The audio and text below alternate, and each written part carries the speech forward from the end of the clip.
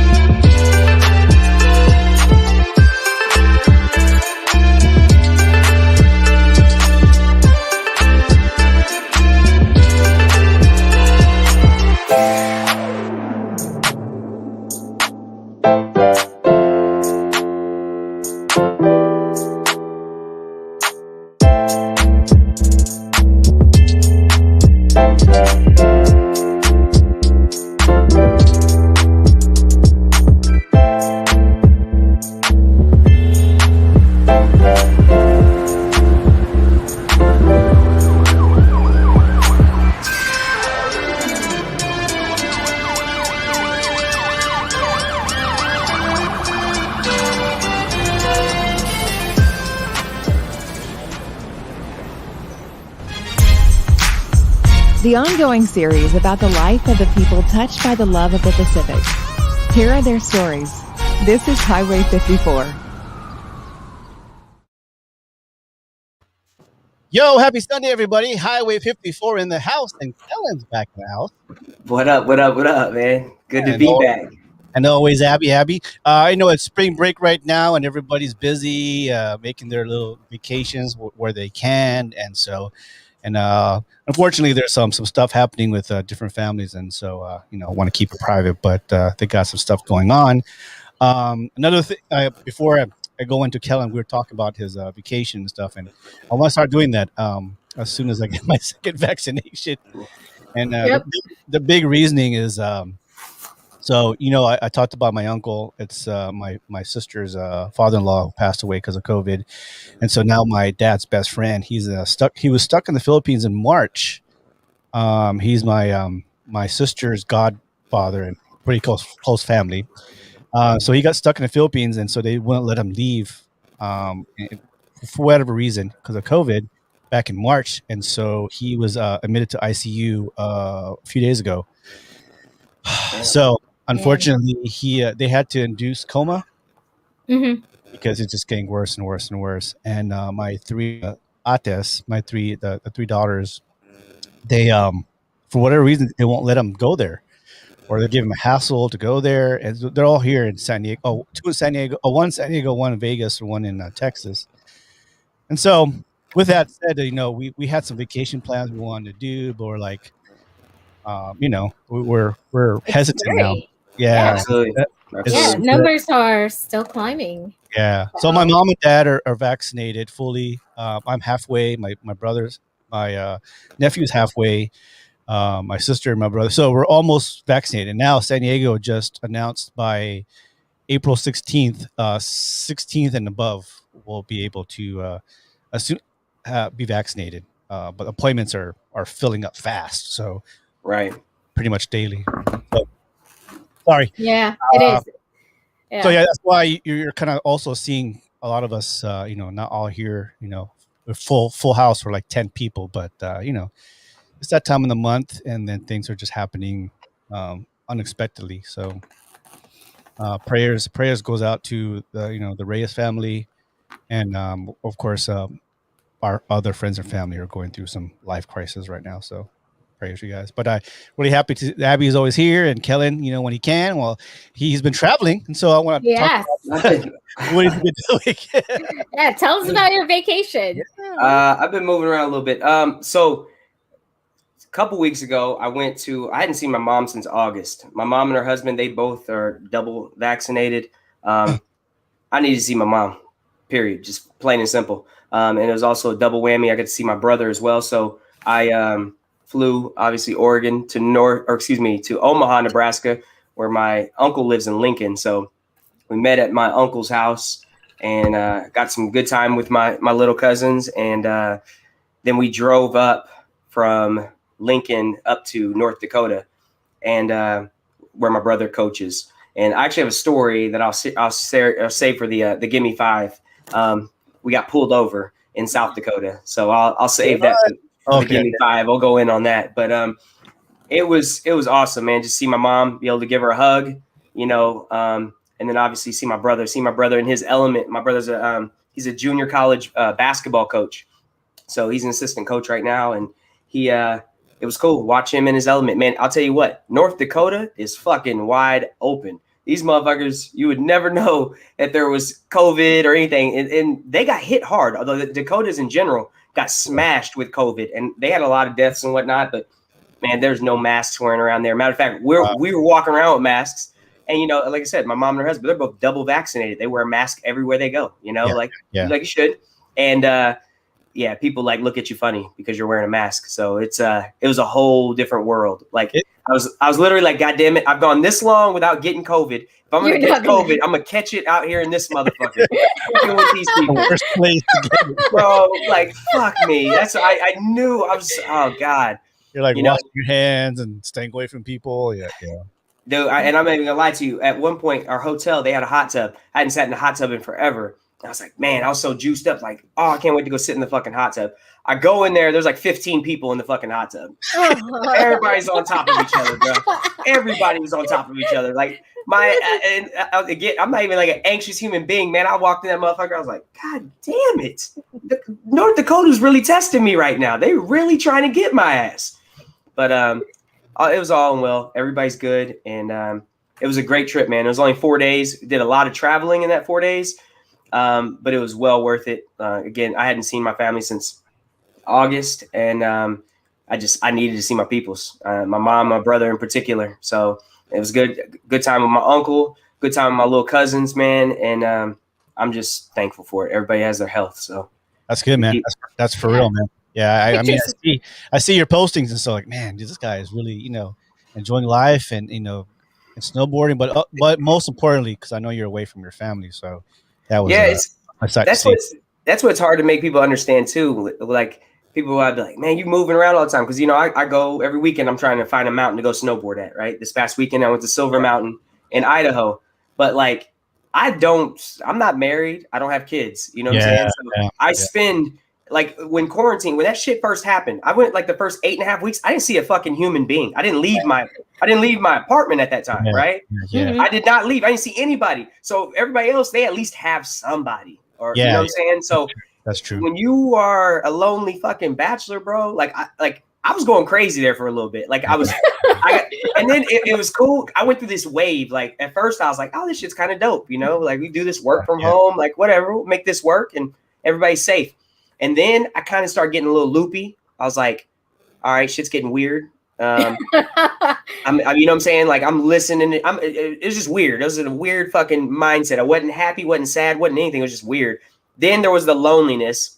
Yeah. And then I got really comfortable in that. I was I was alone, but I wasn't lonely. And it was I really got to tap in and kind of, I don't know, get to know myself a little bit more. And that might sound crazy. But now I'm just fucking bored. And I'm like, okay, we got to start moving around, baby. But safely, masking up, doing the social distance as much as possible and whatnot. And the next step is definitely to get the vaccine. I've not had the vaccine yet. So I know some people are going to be like, look at this motherfucker. He's moving around. He doesn't have the vaccine.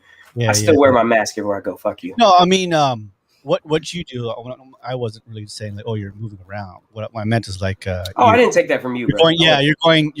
You're de-stressing because I hiked like most of the summer, mostly all the summer, because I Right. was like you said, I was just going crazy. But the good thing I had my family, so. But there's certain things like, man, I need to see the mountains. I need to get some fresh air, and so yeah, Mhm. please do that. But be safe at the same time. Absolutely. But I know there was it. I felt really good for you at least to see your family because I know they're at different states. Whew. Yeah, man. Real- Much needed. Much needed. awesome. Well, this week hasn't been really eventful. It's just a lot of things happening and personal stuff outside my family. But one good thing again is just seeing everybody on Facebook, and that's one of the things is that, and maybe that was good, Kellen. I forgot when did I start texting you, but it probably was the right timing too. Want to say, hey, bro, hey, you want to join our podcast? Like, Yeah. so Yeah. I think I it was think summertime. no, it was after that, bro. I think it was like in the I want to say I don't August think I wasn't on your October show. I wasn't on the Halloween show. It was after Halloween. It after was Halloween. it was between Halloween and Thanksgiving. Oh yeah, Because yeah. I was on I think I was on around Thanksgiving time, but it was just it was between October, November. Yeah, and bro, and I gotta say too, I've missed you guys. Like straight up, I just got back from Idaho. It was an 8-hour trip. Yeah. Literally, I've been in my house less than an hour. I ate some food, drank a bunch of fucking water because I was dehydrated as shit, and cracked me a little vizzy. And I was like, I gotta get on here with my people. I almost got in last week while I was with my family, and I was like, no, I can't do that. I got to spend time with my peoples. So Yeah. Mhm. I wasn't gonna miss it this week. Oh, So. that would have been awesome. Were you with your Oh mother? my gosh, yeah, we would finally hear from your mom. Oh man, That would have been awesome. I didn't have my computer. I could have done it from my phone. Yeah. You just jumped in for a second. Yeah, I should have done that. She would have liked that. She's a trip. She's a trip. Yeah, you should have hit me up. And Oh, I love your mom. were you Mama with your Uncle Eric? Penny. Yeah, were you with your Uncle Eric? No, so that was Uncle Philip. So Uncle Eric is my dad's youngest brother. Oh, gotcha. And then Uncle Philip in Nebraska, who's just as much of a character. He is my mom's youngest brother. So, Mm. yeah. Nice. Well, that's good, man. Well, you're got some good vibes. Met the family. Out. I'll start. Our family is going to start hiking now since the most important thing is my mom and dad are vaccinated. So, and I'm halfway done. I think April 7th I'll be fully vaccinated. It's my birthday, bro. That's gonna be a good day. We're gonna take a shot together. Yeah. Cool, man. Yeah, and then like I told you, Kellen, once I'm pretty much vaccinated and I'm done, graduated school. I'm gonna take that West Coast trip from Bring your ass up. on the 5, going all the way up. Come And I on. got some people. I'm gonna stop by you guys, and then of course I got people up there in Tacoma, Seattle. Which for whatever reason we just have a lot of people from Guam there, but there's a whole like village, I guess, of people from Guam because they go to Washington State. Yep. See, either Washington State or Seattle U, which is a big thing. Yeah. Big. So we have a lot of Guamanians, Chamorros, Filipinos up there in Washington. So it'd be nice to see a lot of people. Great, awesome. How about you, Abby? Well, my mayor declared he dropped the mask mandate Friday. So Duval County here in Jacksonville, we are allowed to be mask free. And shit, I'm telling you, people are like embracing the fuck out of that. And I'm looking at them going, bitch, I bet you are not vaccinated because they just opened up vaccinations for 40 and up tomorrow. They're opening it up for 40 and up. And so my husband and I are like, where are we gonna go? And my sister told me, she was like, don't go to the Department of Health, just go to Publix. So that's what I'm gonna do. I'm gonna call tomorrow morning and try to get us shots this week. That's like the only thing, my only goal, because freaking A, man, I'm not kidding you. People are all like embracing the fucking freedom. And I'm looking at them going, bitch, we're in the middle of spring break. Everybody's going to be on the road again because it's Easter.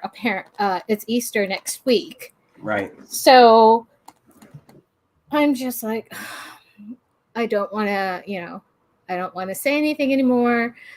People are going to do whatever the fuck they want to do. They did it Right. last year, and they continue to do it throughout the whole year, acting like, COVID isn't this life or death situation that's happening and touching everybody around us. But Yeah. I Well, I saw the article views on Miami, like spring break is in full. oh yeah, but blast. last year spring break, it was Miami and Tampa. So I am not surprised that it happened again. We had what is it? The article said that you go to the beach and you wouldn't even see the sand because so many people were in Miami Beach. And But wasn't there a curfew before, or they just like fuck the curfew and like they looked like they were all in the street. Like, Bro, it yeah, was lit. they were were wilding. Yeah, they were they wilding just in Miami, it's bro. yeah, because people, my state, Florida, it's a Republican state. So there's no like mask mandate at all. And It's and been the and counties deciding. yeah, and these are majority not from Miami or Florida. No, they were spring breakers Oh, because from what I heard, what my kids told me was the colleges in Florida, a lot of them decided to cancel spring break for the colleges because that's what they were afraid of, that, because a lot of colleges have started opening their classrooms, I guess. Yeah. So I don't know, man. It's just been fucking. Yeah, as of about 2 weeks ago, I'm back in school. So schools are getting ready now. Prepare if they're not in school now, they're getting prepared now. So I think most of our schools here in San Diego, at least, will be back in school in person in April. But they have the option. They still have, because some parents just too scared or whatever, not vaccinated. So they have the option in-house, or they do on Zoom while they're in class too. Same thing. So at least the option is there. And but I know a lot of, especially here in San Diego, some students are in class because of their job circumstances and family circumstances. So I think they'll be okay.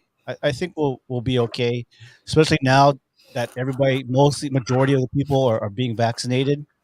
I'm not sure the numbers of San Diego or California, how many percentage it is. I hope it's like in the 70s, 80s, or people are going to get vaccinated by June, but we don't know. It's just funny because the people who aren't wearing masks are the exact same motherfuckers who will say, I'm not going to get that fucking shot, become a guinea pig. No. So while they drink the new flavor of Mountain Dew and fucking eat these goddamn potato chips, they don't even know what the fuck is in it, but they're scared to take a vaccine. Yeah, it's crazy. Yeah, like people drink all these fucking sodas and shit and all these foods, these processed ass foods that have so many different fucking chemicals in it, and then they'll talk about a fucking vaccine. That's the weird part to me. Like, that's the complete hypocrisy. The thing that's going to be really interesting is when the world opens back up, America in particular, right? When everything is like 100% or very close. I got a buddy of mine, we were talking about it the other day. I feel like there's going to be a lot of motherfuckers that are going to die over some dumb shit.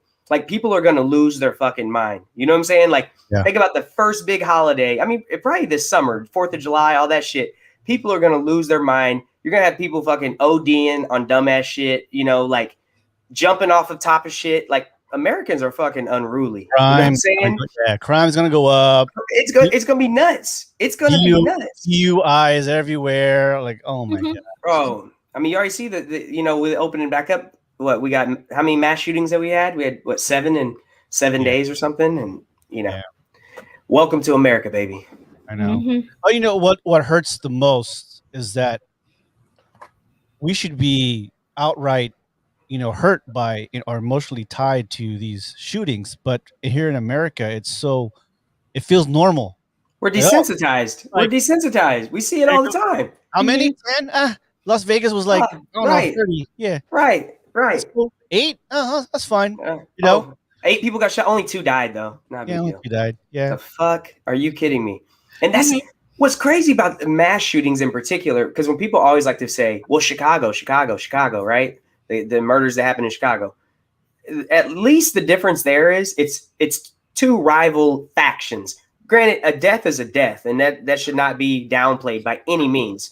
But Yeah. when you have two people who are at odds with one another and they have an actual beef, that's one thing. When you have a person who just goes into a fucking supermarket and just guns down people that they don't know at all, that's whole next level shit. You know what I'm saying? Mm-hmm. Like, you're literally walking around carefree. You're at church. You're in a movie theater. You're whatever. You don't even know this motherfucker. Y'all ain't got a single beef at all. Your guard's completely down, and then you get fucking blasted. That's terrifying. That is literally terrifying. And for the first time in my life, every time when I go places, restaurants are opening up now and whatnot, even the movie theater. But every time I'm in a place, I'm always looking for the exit. Like how many different ways could I exit this place? I think about that all the time. And I'm not like running around like, oh my God, I'm in fear, like somebody's gonna do this. But I'm just like, all right, you just take note. If some shit popped off right now, what the fuck am I gonna do? You know what I'm saying? And I do. I think about it every time I go somewhere. I'm like, okay, I get there's an exit over there. Oh, there's a fucking window. I'll kick that motherfucker out. Whatever I got to do. But how am I going to get out of this situation if something pops off? And we shouldn't have to think like that. But that's the world we live in. This is America. I know. It makes us, at least myself, maybe I'm not alone. Like, you feel guilty. Like, what am I not doing? What am I not saying? Who should I write? Who should I support? Because it's been an ongoing thing. I mean, over 20, 30 years of these mass shootings happening more often. Mm-hmm. It's probably been more than, not as much, or maybe more before, because now, everybody has a camera, everybody has a phone, everybody's really like at the moment, at the time. And even if it did happen, sometimes some stories are put to rest, like they don't show it on media, what I'm saying, talking about. So there's a lot of stuff happening in different cities, but we don't see everything, Right. I mean, what's considered a mass shooting? 2 or more, right? I believe it's 2 or more. And then how many 2 or more mass shootings do we have around the states in every city? Is that less important than 8, 10, 6? So we're only being cherry picked to what stories back then, or what the media want to show us. But now it's like every single mass shooting is going to be on TikTok or whatever it is, right? Mm-hmm. Of course, the media is going to be like, well, I got to pick it up now, right? So now it seems like a lot, but maybe it has always been a lot, but it's not been like reported as much. You know what I'm saying?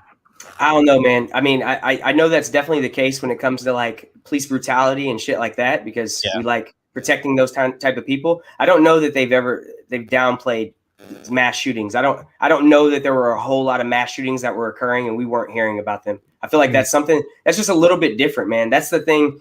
That's something that we all have in common. That's fearful to everybody. Police brutality isn't a big issue for a large population, a large group of people in this country, right? They don't think about that. They don't have the same issues with police officers that other people of color do, right? So they can overshadow that, like, oh shit, not a big deal, whatever. We'll cover the next one.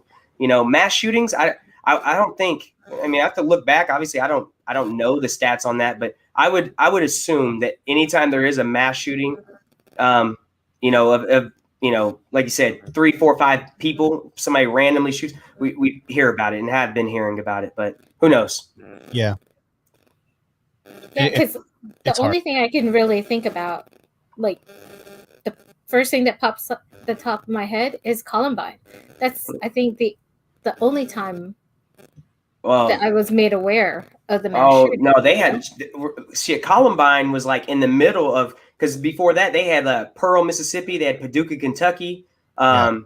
There was Thurston, Oregon. They had one here, and I think that might have been the first highly televised one. I don't know what year that was. Maybe 93, 94. I could be wrong on that. Because we lived in the islands, so I only heard about Columbine because I moved to Florida in 95. So it became like national news wasn't like a big deal in Guam. It was more international and local news. Yeah. So we didn't really get a lot of like things happening in the stateside or in the mainland, as we call it. Right. But once we got here, it's, you realize, oh shit, Yeah. I mean, maybe that's like for me and Abby. We lived overseas for years. Most of our teenage years, so maybe our early 20s, and so we only heard the top story. Whatever Fox News or MSCB or Oh local shit, news or whatever. we getting food delivered?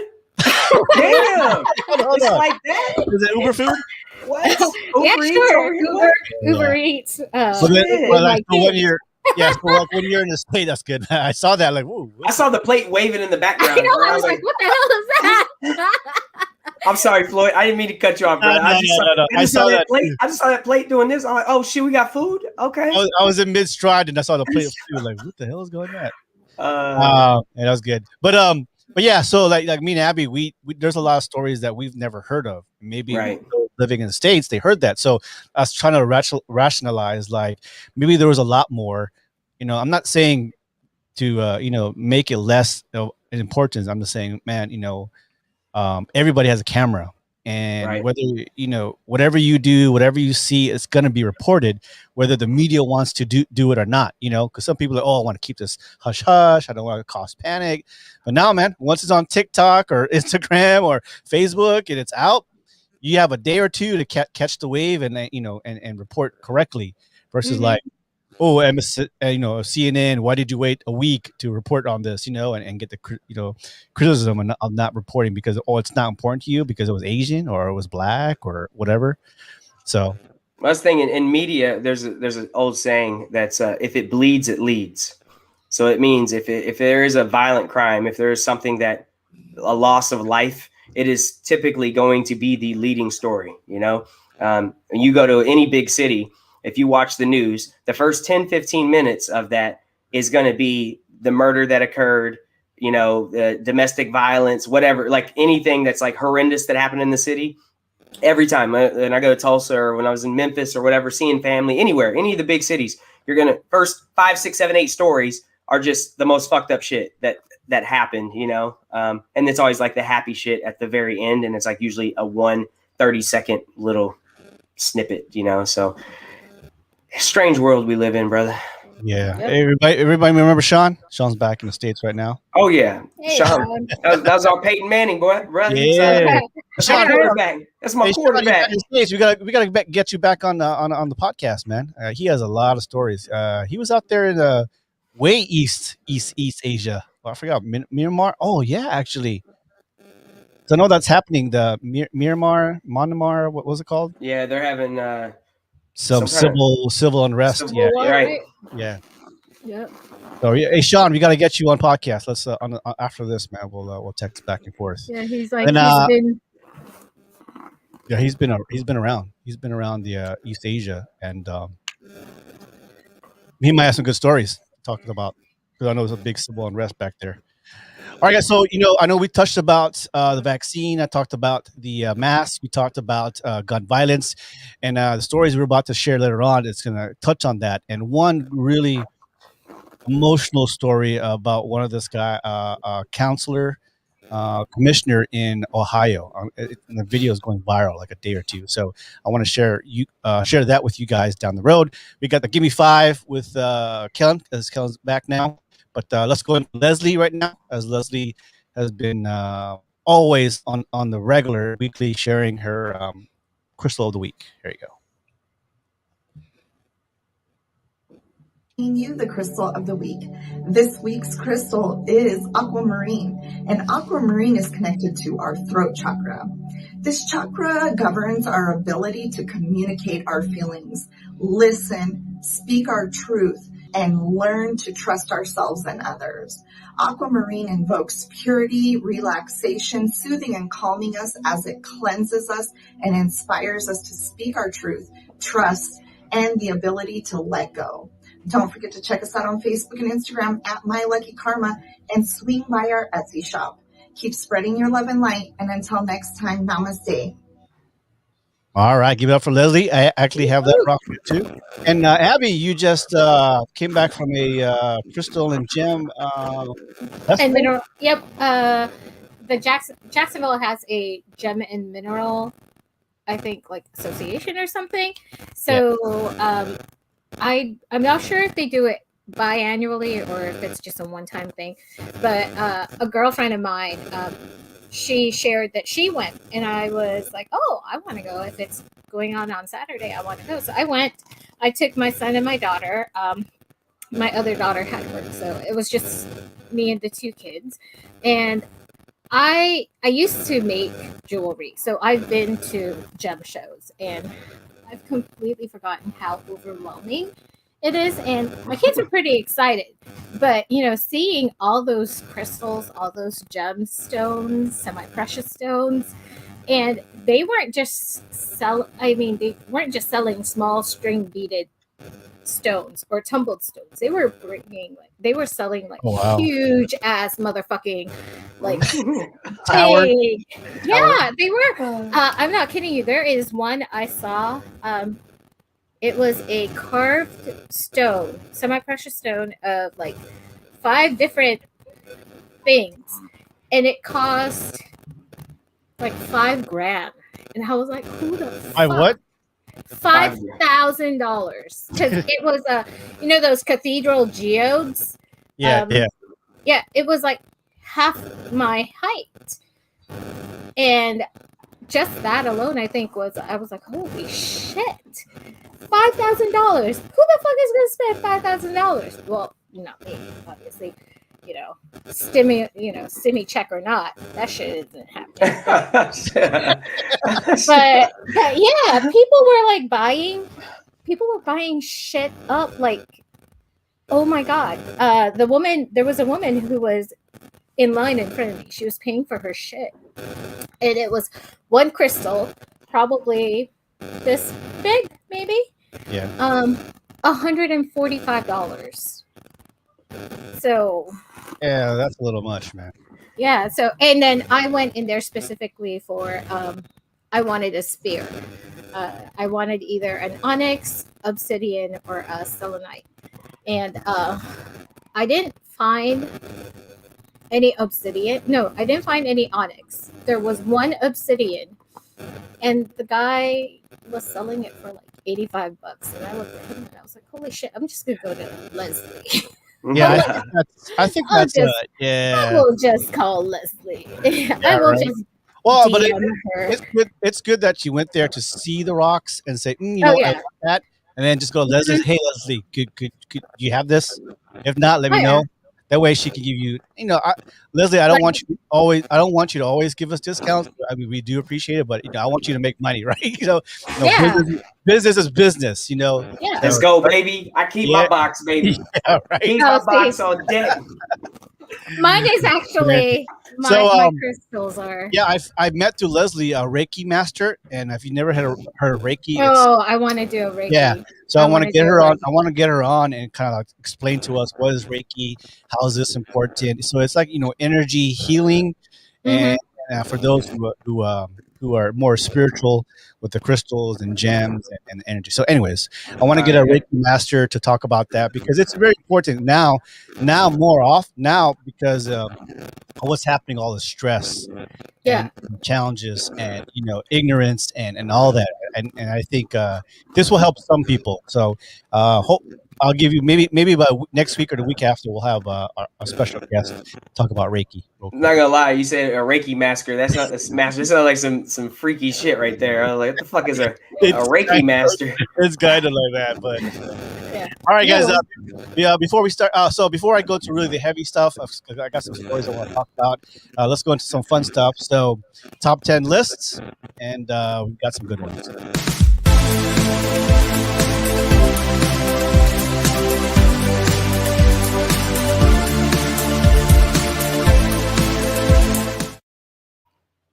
All right.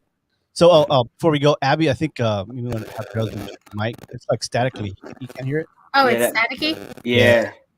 All right. So we're going to talk about if you could only eat one food for the rest of your life. What would it be? So this would be a real quick list, but does it have to be a food? I think it's. I'm playing. I already have the list, so I don't know. It's a food. Oh wait, did I miss? I'm done. Okay. All right, guys. So this is a question for a lot of people, especially on TikTok, or maybe we've done it before, many on our pod decks. What if you can eat only one food the rest of your life? What would it be? Here's the top 10. Number 10, burrito. Oh, I could definitely fucking eat a burrito. The rest, The California burrito. Yes. What's the California burrito? Oh, it's like this huge, this big, and you can put lumpia, you can put like chicken, steak, all kinds of stuff. It's usually as big as your arm, pretty much. I California. just go to my homies over here, Super Taco. Boy, they got these bomb ass huge burritos for $6.50. I fuck with them. Heavy. Anyways, yeah, you should try out California burrito when you come down. California burrito. Yep. When you come down to San Diego, man, let me know. Okay. I'll bring my spots. All right, number 9, nachos. For the rest of your life? Nah, bro. I couldn't do it. Nope. Nope. I love me some nachos, but every day? Every day, that shit would get old real quick. Yeah, it would. Abby, what about you? Yes or no? A thumbs up, thumbs down. Well, see, I we can hear you. Nachos. I love nachos. Oh, so you can do nachos every day? Not every day. That's a lot of cheese, man. Right. You walk around this motherfucker gassy as shit. Yeah, but change it up. Beef. Just ground beef. That's just me. I'm steak, sorry. Shrimp. Add shit in your nachos, and I guess it's you can mix up the nachos, but for the rest of your life, I couldn't do it. All right, talk about if you could eat only one food for the rest of your life. Number 8 is spaghetti. For the rest of my life, Filipino spaghetti or Italian spaghetti. Sometimes, well, I guess you can mix it up with the spaghetti because there's the Olive Garden overcooked spaghetti. You have Japanese just right spaghetti with all kinds of like seafood and broth. You mix it up. It's Italian, and then you got the Filipino spaghetti. So, I mean, I guess it could because you can mix it up. You can make it vegetarian. You can make it all kinds, cheese, beef. Yeah, I couldn't do that. It's a lot of carbs. Yeah. Number 7, steak. Yeah. Straight steak. I've been cutting back on my red meat intake. I still I love steak, but I don't eat it nearly as often anymore. And but I could definitely do it. That wouldn't be healthy. That wouldn't be healthy. What's that? That wouldn't be a healthy steak every day. Fuck no. Cholesterol be through the roof. Yeah, not steak every day. All right, die quick. Number 6, fried chicken. Fuck no. No. Fuck no.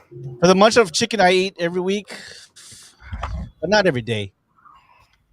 Yeah, and I could eat chicken every day. I couldn't eat fried chicken every day. Mm-hmm. Yes. You know what I'm saying? Like I love chicken, but I don't. Fried chicken's like it's a delicacy. It's every now and then, like ever so often. Yeah, fried chicken will kill you too. It's like eating steak every day. Fuck, all right, absolutely. Number 5, French fries. Every day? Fuck no. Again, hard no. Fried. Hard no. Well, no. What if you switch up the oil? No, still a no for me. Not every day. All right. I think we're going to more the list going up to more reasonable here. Number 4. Number 1 better be Chinese food. There's so much Chinese food. So yeah. Dude, when you have real depends on who food, makes it. Real Chinese not food. Panda Express. Not Panda Express Chinese food, okay? I could eat Thai food every day for the rest of my life. I could eat Thai food every day. I could eat Korean. I could eat Korean. I couldn't do Chinese. But see, this is more reasonable because some people do that. Bruh, I ate every day. They do. Absolutely. And just like they couldn't eat our shit. But bruh, I went to I was in Shanghai, and I'm not gonna say how I really felt about the places that I was at in Shanghai, but I will tell you this. The fucking restaurants that I ate at, I was not feeling it. And I was trying to get some simple ass shit. I mean, obviously what we think of as Chinese food here, right, is so Americanized. Like it's basically like Taco Bell, is obviously not Mexican food, right? And that's what I realized real quickly when I was over there, because I just wanted some, like, I was like, shit, let me get some chicken and fried rice. And bro, they brought me out a fucking, I don't know if it's chicken gizzards and some shit. I don't know, bro. The shit was just not what I was wanting. I fucking was starving in Shanghai. I wasn't eating shit after that. And they laughed at me as I was trying to order. So yeah. Well, I think feel for some type of way. maybe me, I could speak for Abby. I think we could probably get away with Chinese food because there's so many kinds. Yeah. Yeah. Yeah. I So- can probably, maybe. Wow. Yeah. Yeah. All right. Number 3. People always talk about this. Tacos. I like Taco Tuesday. I like Well, Taco because Tuesday. they got soft taco, they got fried Yeah.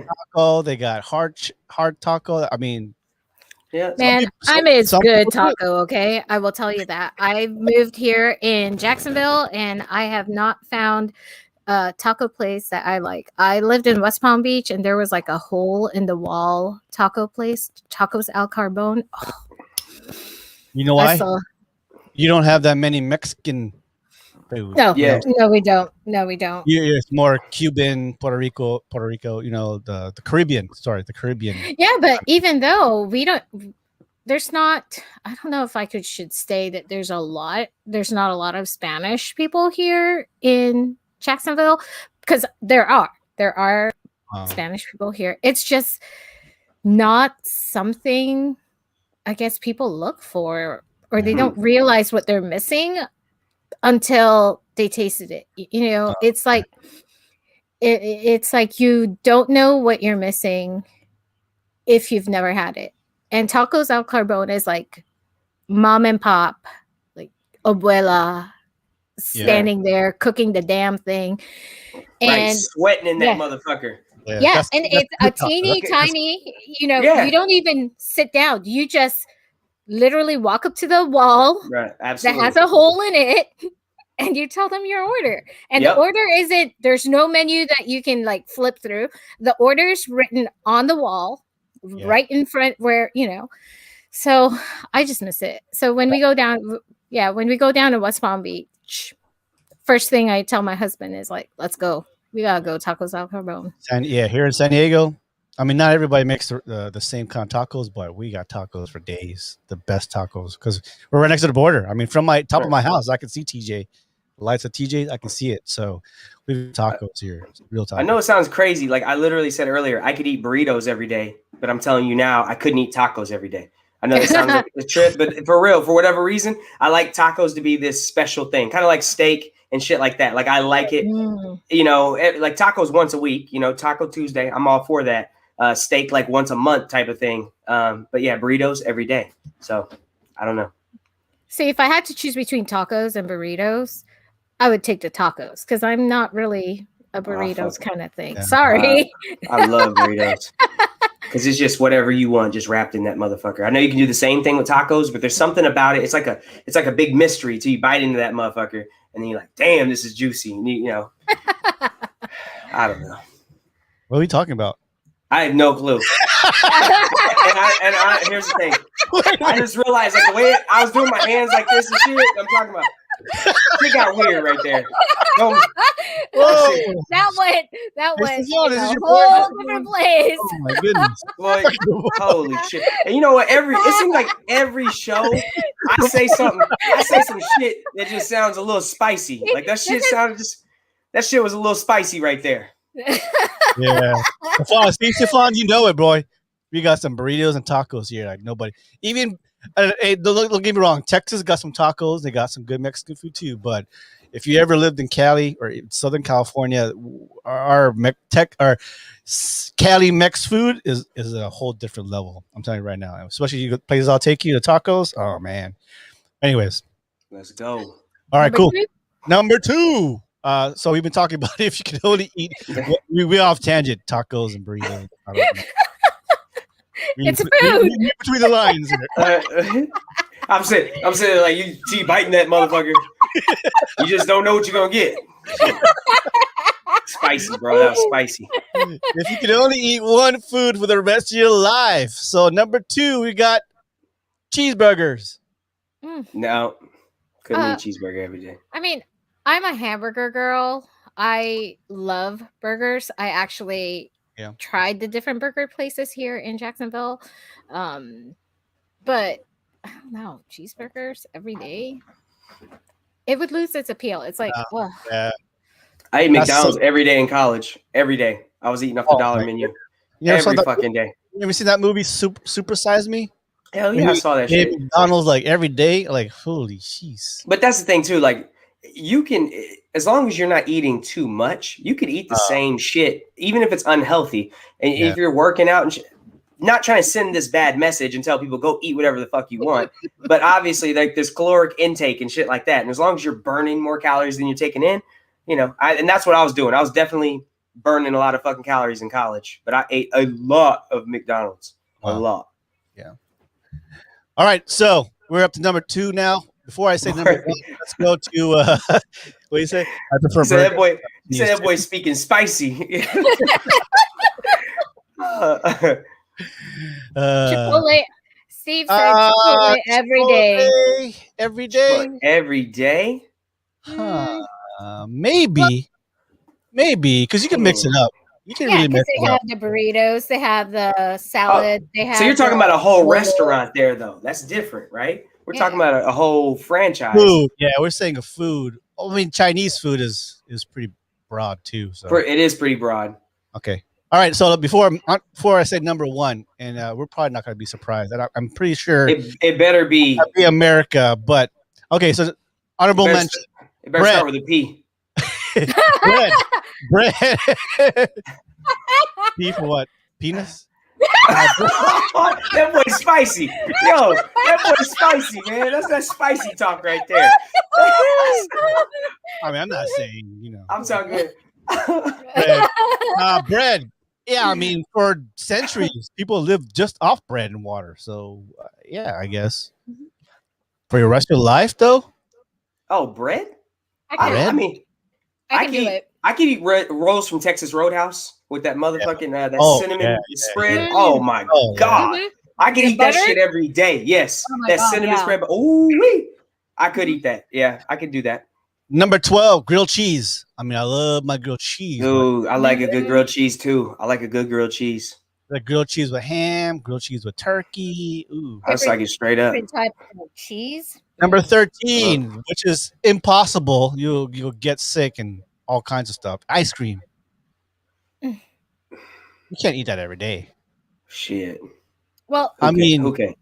I could eat fucking ice cream every day. I don't. I do it. It's a treat now. But fuck, I could eat ice cream every day. yep. my Number daughter 14 worked for ice cream shop, and they would bring ice cream home every day. So No. I can get it. I get it. I No, understand. absolutely. Number 14, macaroni and cheese. I like macaroni and cheese a lot. No idea. Homemade I mac like- and cheese. Yes, but Penny. like not. We're not going to talk about box mac and cheese. Hey, listen, I fuck with Kraft too, but my mom makes bomb ass With that homemade cheese. macaroni and cheese. But yeah, I fuck with Kraft. Number 15 is salad. Yeah. No. Dude, you can have a good meal. Cobb salad. You put some meat in there. You put some Right, rice. if you want to turn into a fucking rabbit, shit. You can put a lot of meat in salad. Bro. Yeah. Number 16 is lasagna. Lasagna's so good. I do like lasagna, but I couldn't eat it every day. Every day. Not every All day. right. Let's go. If you could only eat one food the rest of your life, walking down to number 1. So number 10 was burritos. We had nachos, spaghetti, steak, fried chicken, French fries, Chinese food, tacos. Number 2, cheeseburger. And the number 1, if you can only eat one food with about 6,000 votes, Better start with a P. pizza. Yep. Absolutely. Pizza. Absolutely. Now, is pizza more of an American thing, or I think it's worldwide now? Everybody eats pizza. I don't care where you're from. China has pizza. Yeah, I don't know if everybody enjoys it as much as Americans, though. Like, everybody has it now. Absolutely. But are Could they as you- big on it as we are? Could you eat pizza for the rest of your life? I guess Every day. Every fucking day. you could. Every If it's- day. 'Cause Yeah, you can if switch it's it up. good dough, yeah. If Yeah. you know how to make Yep. good dough, yep, I could do it. I could eat pizza every day. Absolutely. Different toppings, and then there's Absolutely. dessert Yeah, pizza. that's true. There's fruit pizza. There's square Mm. pan. There's the thick crust. You got cheese in the crust. Chicago deep dish. Motherfucker.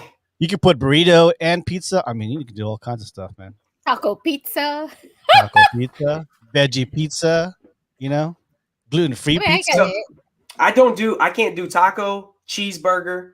What's it? The shit that's like it's its own meal, and then they try to make it a pizza. I can't do taco, cheeseburger. What's the other one that's popular? I don't like the barbecue sauce on the pizza. I don't do those ones, and I love barbecue sauce. Yeah, It's weird. There's a buffalo Chicken, Yep. or whatever. I don't do that. I can't do that. yeah. I like my chicken separate from my pizza. I know. Pizza could be a science, man. It could be. You can make some Definitely really is. gourmet pizzas. Oh yeah. Yeah. So what's your pizza choice? I mean, your pizza topping choice. Me, Yeah. of course, man. Hawaiian. That's original shit. Pineapple ham. You know what I'm saying? Cheese. You know. But remember Kelly in Japan? They got some not weird, just like different types of toppings. Like They'll put some shit on some shit, boy. But out it'd be there. like, They will- okay. You know, I mean, far beyond anchovies. I mean, you got they throw some shit on there. broccoli with I don't know, mangoes or whatever, mushroom, different kinds of mushrooms, and It's almost like they go in the refrigerator and they're like, "Oh, what's about to go bad? Fuck, you throw it on that pizza." You know, they put like chopped up tomatoes, like what the fuck, eggs, chopped up eggs, like what is this? Yeah. Mm. Yeah. But you want a little squid in that motherfucker? Here you go. Put a little squid on that bitch. No. Yeah, you can. The sky's the limit when you have pizza. So yeah, definitely you can eat pizza for the rest of your life. How about you, Kellen? What's your So pizza? when I throw together pizza, I like a thin crust. I like chicken, bacon, spinach, and some feta cheese. Bam, that's me. That's the Kellen special. Let's go. Oh, so you actually make your own pizza? No, I don't actually make my own pizza. I have somebody else make it. But those are the ingredients I want on it. No, I'm talking about like you walk into like say a pizza joint and they're like, okay, this is it. What would your you get? go-to? Your go-to? What's your go-to? Yeah, like you something that you can't do gourmet. Like I can't pick my own toppings. No, you can't. Yeah, oh, that's what I like: chicken, bacon, spinach, and some feta cheese. Spinach. Oh, so you a bougie pizza? What? What's bougie about that? What's bougie about that? Yeah, feta cheese. That's bougie. Wait, gotta have that feta. Well, feta stinks like a motherfucker, but it tastes so good. Well, it tastes so good. Yeah, it's good. I can do it. Just like tacos. And mine is either I get. What did you?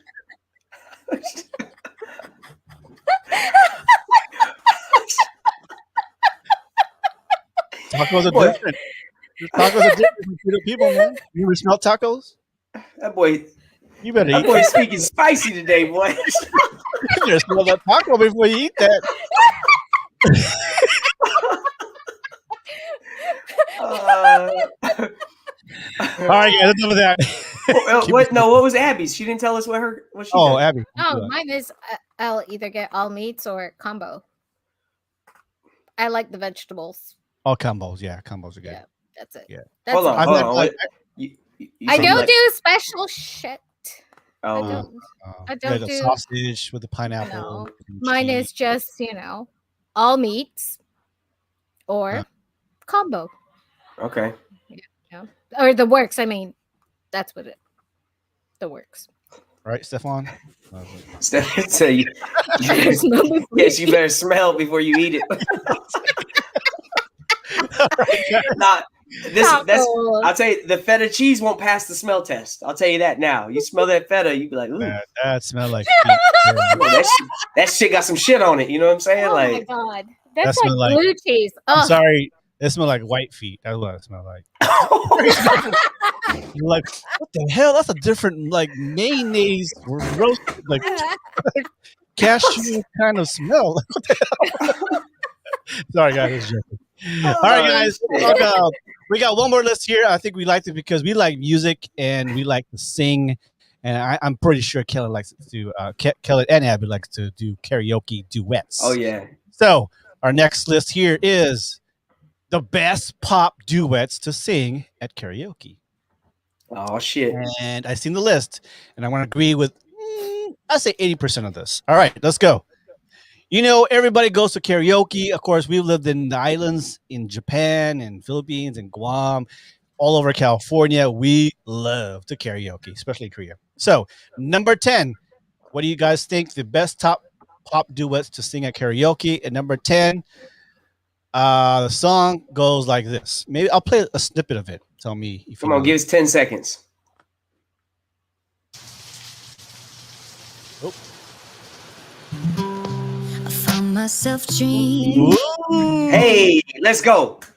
Megan That's all Trainer, the Trainer, love. and girl, I'm gonna Megan Trainer. like. John Yeah. is John Legend on there? Yes. Yeah. Like I'm Like- gonna lose you. Oh yeah. Like that's a banger right there. All right. Number 9. First bars. You're gonna know this song. It's lovely. Tell me, princess. Now when did you last let your heart decide? I can open your eyes. A Whole New World, the cartoon. That's the shit right there. That should have been number 1. Y'all are fucking around. The People Bryson with who's the other girl that sings it? Peebo Bryson and Linda I don't know the girl. Ronstadt. Linda Ronstadt. But you know my favorite part on that shit. Wait, Linda Ronstadt did that? Was it? I don't know. I right? like Lea Salonga's. Version. Yeah. I like when that motherfucker said, a whole new, don't you dare close your eyes. That's the best part right there. Hold your breath, it gets better. Yeah, I think That's my shit. That version we heard is Lea Salonga and that one guy that always does it. Brad Kane. Yeah. All right. Yeah. Number 8. So we've been talking about the best pop duets to sing at karaoke. Number 8 is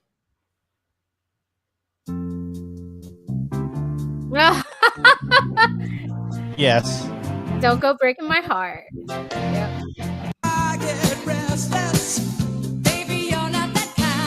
Okay, play more. Don't go breaking my heart. Elton John. Who's that? Oh, Elton John. No? I missed that one. I missed it. Who's he singing with? I forgot the girl's name. Aren't you looking at it? Aren't you looking at the It list? doesn't say. Kiki D. Sorry. Kiki D. Yeah, Steve knew. Steve be on his shit. Steve be knowing. Steve is like, he's like our Jamie for fucking Joe Rogan's got Jamie. It's just got all the shit. Like, that's Steve. He be having all the shit. This song's a little bit newer. I think maybe into 2000s. So here we go. Talking about the best duets to sing at karaoke. Oh, sorry. He got some anime porn popping up on his shit. Some robot porn. Talking about tacos and burritos. Come on, smell that taco. Lick on the burrito. Number 7, a newer song, but once you hear it, you'll hear it. Hold on. Sorry. Oh yes. Is that a duet though? Yeah, there's a girl in there. Yeah, somebody that I used to know. Cause she comes on. Yeah, she's got a part. I don't know what her name is though, because that's Gautier, right? Yeah, Gautier. I don't That's know. Gautier, and I don't know the girl's name. But that's a Steve, banger. you know? Do you know Steve? Gautier. Or is she part of Gautier? Maybe she's part of Gautier. Yeah, maybe. They were short lived. They had that one song. Look it up, Steve. We'll go on to the next one. Number 6, the best pop duets to sing at karaoke. Shawn Mendes, Camille. What? Camila Cabello. Camila Cabello. Yeah. That's his girlfriend. Yep. His hands have touched my skin. I won't tell him what That's I've newer. I won't been. sing that. He knows. I know what you did last summer. I'm shocked that one's on this list. Yeah, because I mean, they it's a have good song, another but song. They have it's another better. song. Yeah. Yeah. It was their first one, right? Their first duet together. Yeah. That one Number was 5. I don't know if I can play this. Oh, it's unavailable. Damn. Ain't no mountain high enough. Ain't no mountain high. That's me and my mom. We sing that song every karaoke party. Me and my mom sing that one. Dun dun. That's Marvin Gaye and Tammy Terrell, baby. Let's go. Yeah. That's a jam. All right. Number 4. We don't talk anymore. Charlie Puth. We don't talk anymore. We don't. Yeah. Oh yeah. Newer song though, but yeah. But who's the girl on it though? I don't know. Yeah, those are new songs. Yeah. I don't Okay. know who's the girl on that though. It's supposed to be a Number duet. 3. Okay, we've been talking about what was it? Best duet songs to sing. Here's number 3. You're all gonna know this one.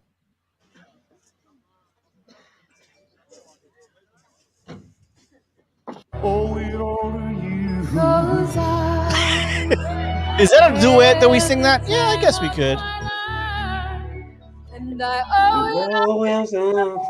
Before. Yes, I swear this is true.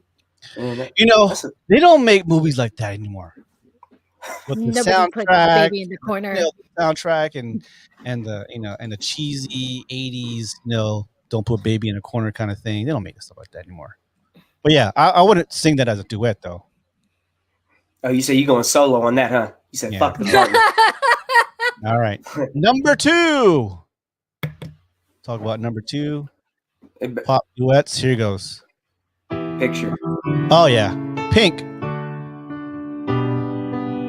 Just Right? give me a reason. Oh, an old boy from Fun. Lead singer from Fun. Are you worthy? Yeah. What happened to Pink? I haven't seen Pink in a while.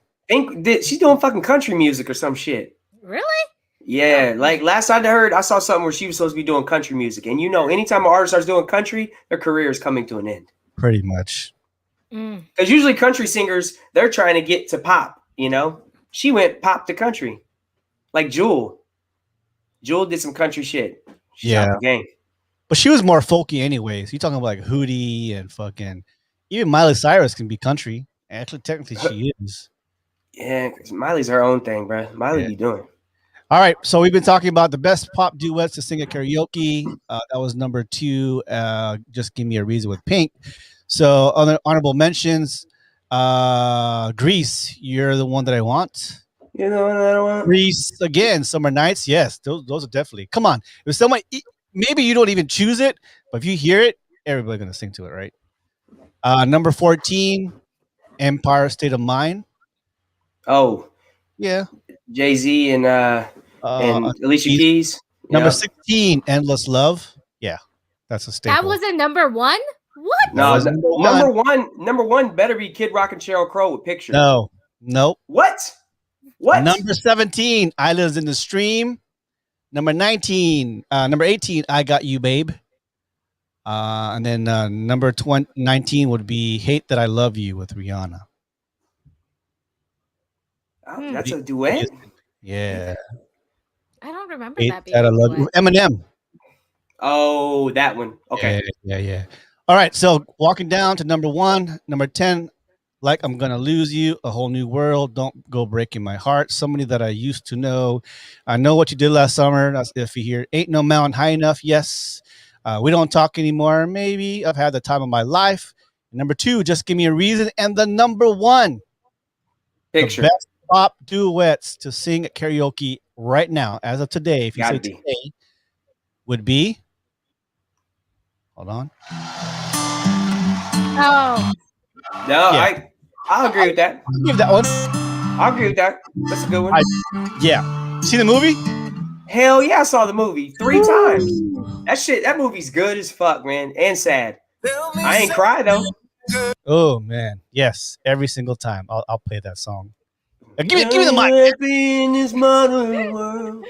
Give me that mic. And then when she comes on, how love they did, she comes in blowing, boy. That's a good one. That whole soundtrack. Have y'all listened to the soundtrack? Yeah, that was a good soundtrack. Whole fucking soundtrack is good. Every Lady Gaga song on there is dope. Yeah. Some of his songs are kind of all right, but her songs were phenomenal. I think that movie took her to another level. I already respected her as a musician, as an artist. Because she writes her own shit. She can sing. She's creative, being different. Kind of Madonna-ish. Her when Madonna was in her prime, but I think Lady Gaga sings way better than Madonna. But oh god, but of course Madonna did the same thing because you can kind of mirror them too, right? Lady Gaga and Madonna during the prime, but Lady Gaga took a different level when she came out with that movie. I'm like, who the Because she fuck could actually What act, is man. this girl? Okay. Literally, like, what the fuck? And Lady Gaga started in classical music. She used to Yeah. do opera type music, man. Like she's got pipes. Lady Gaga threw me off initially because she was doing wearing the meat dresses and all that shit, like to get all this attention. Yeah. You know, Well, she's trying. that was her, though. That she's was being- her whole yeah, persona. Yeah. Yeah, I That- mean, some of that other shit was okay. The meat dress fucked me up. Like, why are you wearing a fucking dress of meat? That's just fucking. That's weird and disgusting. Period. So I don't care. You can't justify that shit to me. The meat dress. Everything else is fine. The meat dress is gross. I was like, no, stop. Yeah. And so I thought I was done with her, but she's talented as fuck. And she's, like you said, phenomenal actress. She killed it. What part in that movie, what part did you cry at, Floyd? I know you cried, so don't lie. So what part made you cry? I have to remember. So I think it's maybe right before he offed himself. That's one part. There's one. Oh, okay, the one part. Remember when the manager? Fucking spoiler alert for anybody who's not seen it. Yeah. When the manager He does die. when the manager came up to him Uh-huh.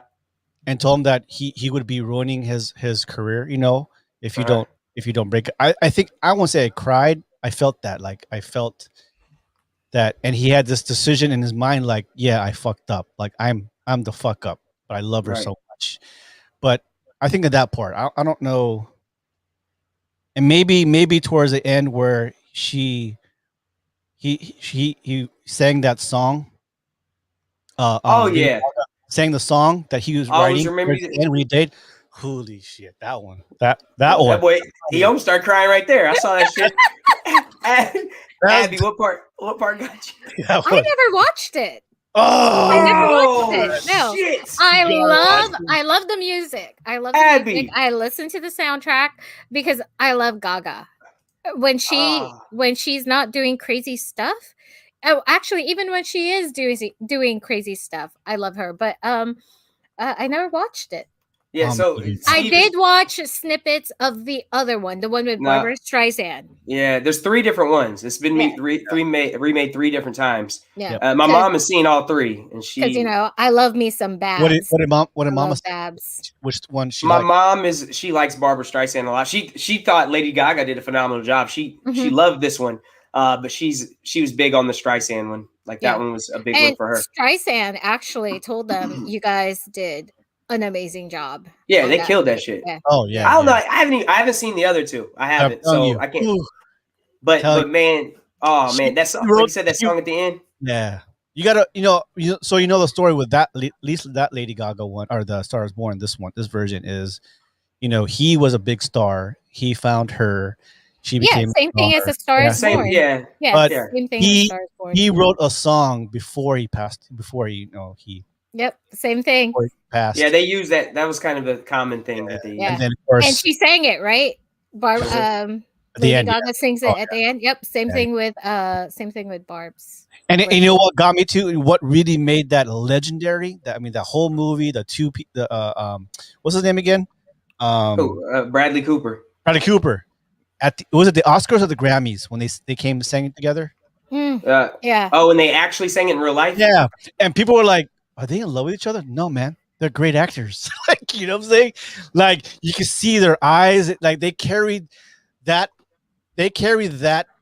energy and power from the movie, and they put it on stage and said, this is me. This is us. Like, holy shit. That took it for me, man. So I'm not gonna say they didn't jump each other's bones at one point in time, though. That's hard to emulate that kind of fucking chemistry and not have anything.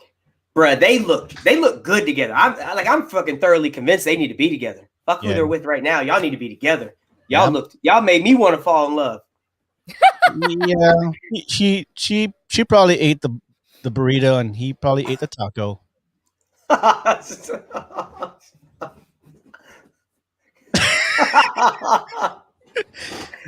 Bradley Cooper, I don't know, man. You're a great actor. That was a great scene. Anyways, Stars Born, you got to watch that, guys. The newest one. I watched it in the airplane, and I watched it 5 more times after that. It was a great movie. Yeah, I've seen it 3 times, and I'll definitely watch it again. For Abby, you have to watch it. You have to watch it. You got to watch it. HBO or Amazon Prime. It's on HBO. Do it. Okay, HBO. so I'll watch it it's on HBO. HBO or HBO Max. It's H- there, man. It's there. Yeah. Yep. I will watch it then. Yeah. Hopefully. I don't know. I'm not, All right. you know what, guys? I am not like, I Lovey am not dovey a, ish. no, Like I don't. I'm not. I That's not my shit don't. either. That's not my It shit was. either. I went there. I I don't was. want to cry. That's the thing. I You ain't don't. gotta cry. Don't cry. If I'm then. gonna watch something, Be tough. You Be gotta, tough. you gotta Don't cry. watch Steve. Hey, I was Do in it that now. motherfucker. Everybody was in there crying and shit. I'm sitting No. there, and when people At the cry, end? I get awkward sometimes, and I was kind of like trying to be, fake tough. I'm like, huh, this is stupid. And then there was a part, the part with the brothers, they're talking to each other. They just got into a fight, and then he's like, you always thought that I was looking up to Dad, and I looked up to you. And then Woo, I that don't know. one. Oh, I that don't know one. why they got me, bro. They got me. I was sitting there. I was there. Oh shit! Yeah. I'm trying to hold this shit in. Sam Elliott. That Sam guy. Elliott, yeah, bro. When that part is the one that got me. Yeah, Dog. I was the in one there. too. I'm sitting there. The girl I was dating. I was like, I should put my head down and shit. I was down. She's like, Brother. "Are you all right?" She's like, "Oh, I got a headache. I just got a headache." Tears rolling down my fucking face. Allergies. Shit, Oh, allergies yeah. activated. Yeah. And then, like you said at the end, the song at the end, of course, Yeah. like it was Sam just, it was Elliott. like, Yeah, the Sam Elliott and Sam Elliott killed it. Killed it. Always. I mean, Sam Elliott is always. He's never like a bad movie with that guy. He's always does his 100%. So funny thing about Sam Elliott is he is the white version of my dad. Like if you look at a picture of my dad and you look at Sam Elliott, like it's crazy how similar they are. They look. It's kind of odd. Yeah. So I love Sam Elliott because of that. Anyway, random fact. Steve, you gotta watch that, bro. Stars Born. ASAP. All right. So before we go to Give Me Five, I want to go a little bit deeper. We touched about it a little bit. We talked about last week too about the uprising of Asian hate. So there's a viral video, and I'm pretty sure everybody have seen this. CNN, every news outlet, Fox, everybody's been doing this. So in Ohio, is it Ohio? Yeah. A local official in Ohio has gone viral after giving a powerful speech. You guys seen this one? A powerful speech about anti-Asian American racism in which he revealed scars sustained during his service in the U.S. military. And before I go more into that, I want you guys to watch the video because it is like heart stopper. In the room, I'm like, it's nuts. Here you go. I just want to say that, I came to this country when I was 18, just finished high school, came over here. I went to U.S. Army to serve 20 years, active duty, 24/7, and retire. Okay? For too long, I have put up with a lot of in silence. Excuse me the language. Too afraid to speak out, fearing more abuse and discrimination. Yeah. Then when I come out of the Army, I say, I'm going to make it a better community where I go to, wherever I live to serve. I mean, I do my best, do what is right. And then, in the last few years, things are just getting worse and worse. But there are some ignorant people that will come up to me and say that I don't look American or patriotic enough. People question my patriotism, that I don't look American enough. They could not get over this face. I want to show you something. I want to tell you, because I'm not afraid. I don't have to live in fear, intimidation, or insults.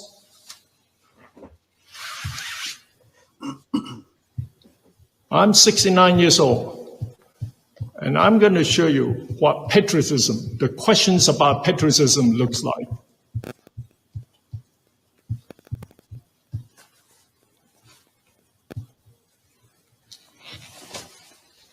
Here is my proof. This is sustained from my service in the U.S. military. Now, is this patriot enough?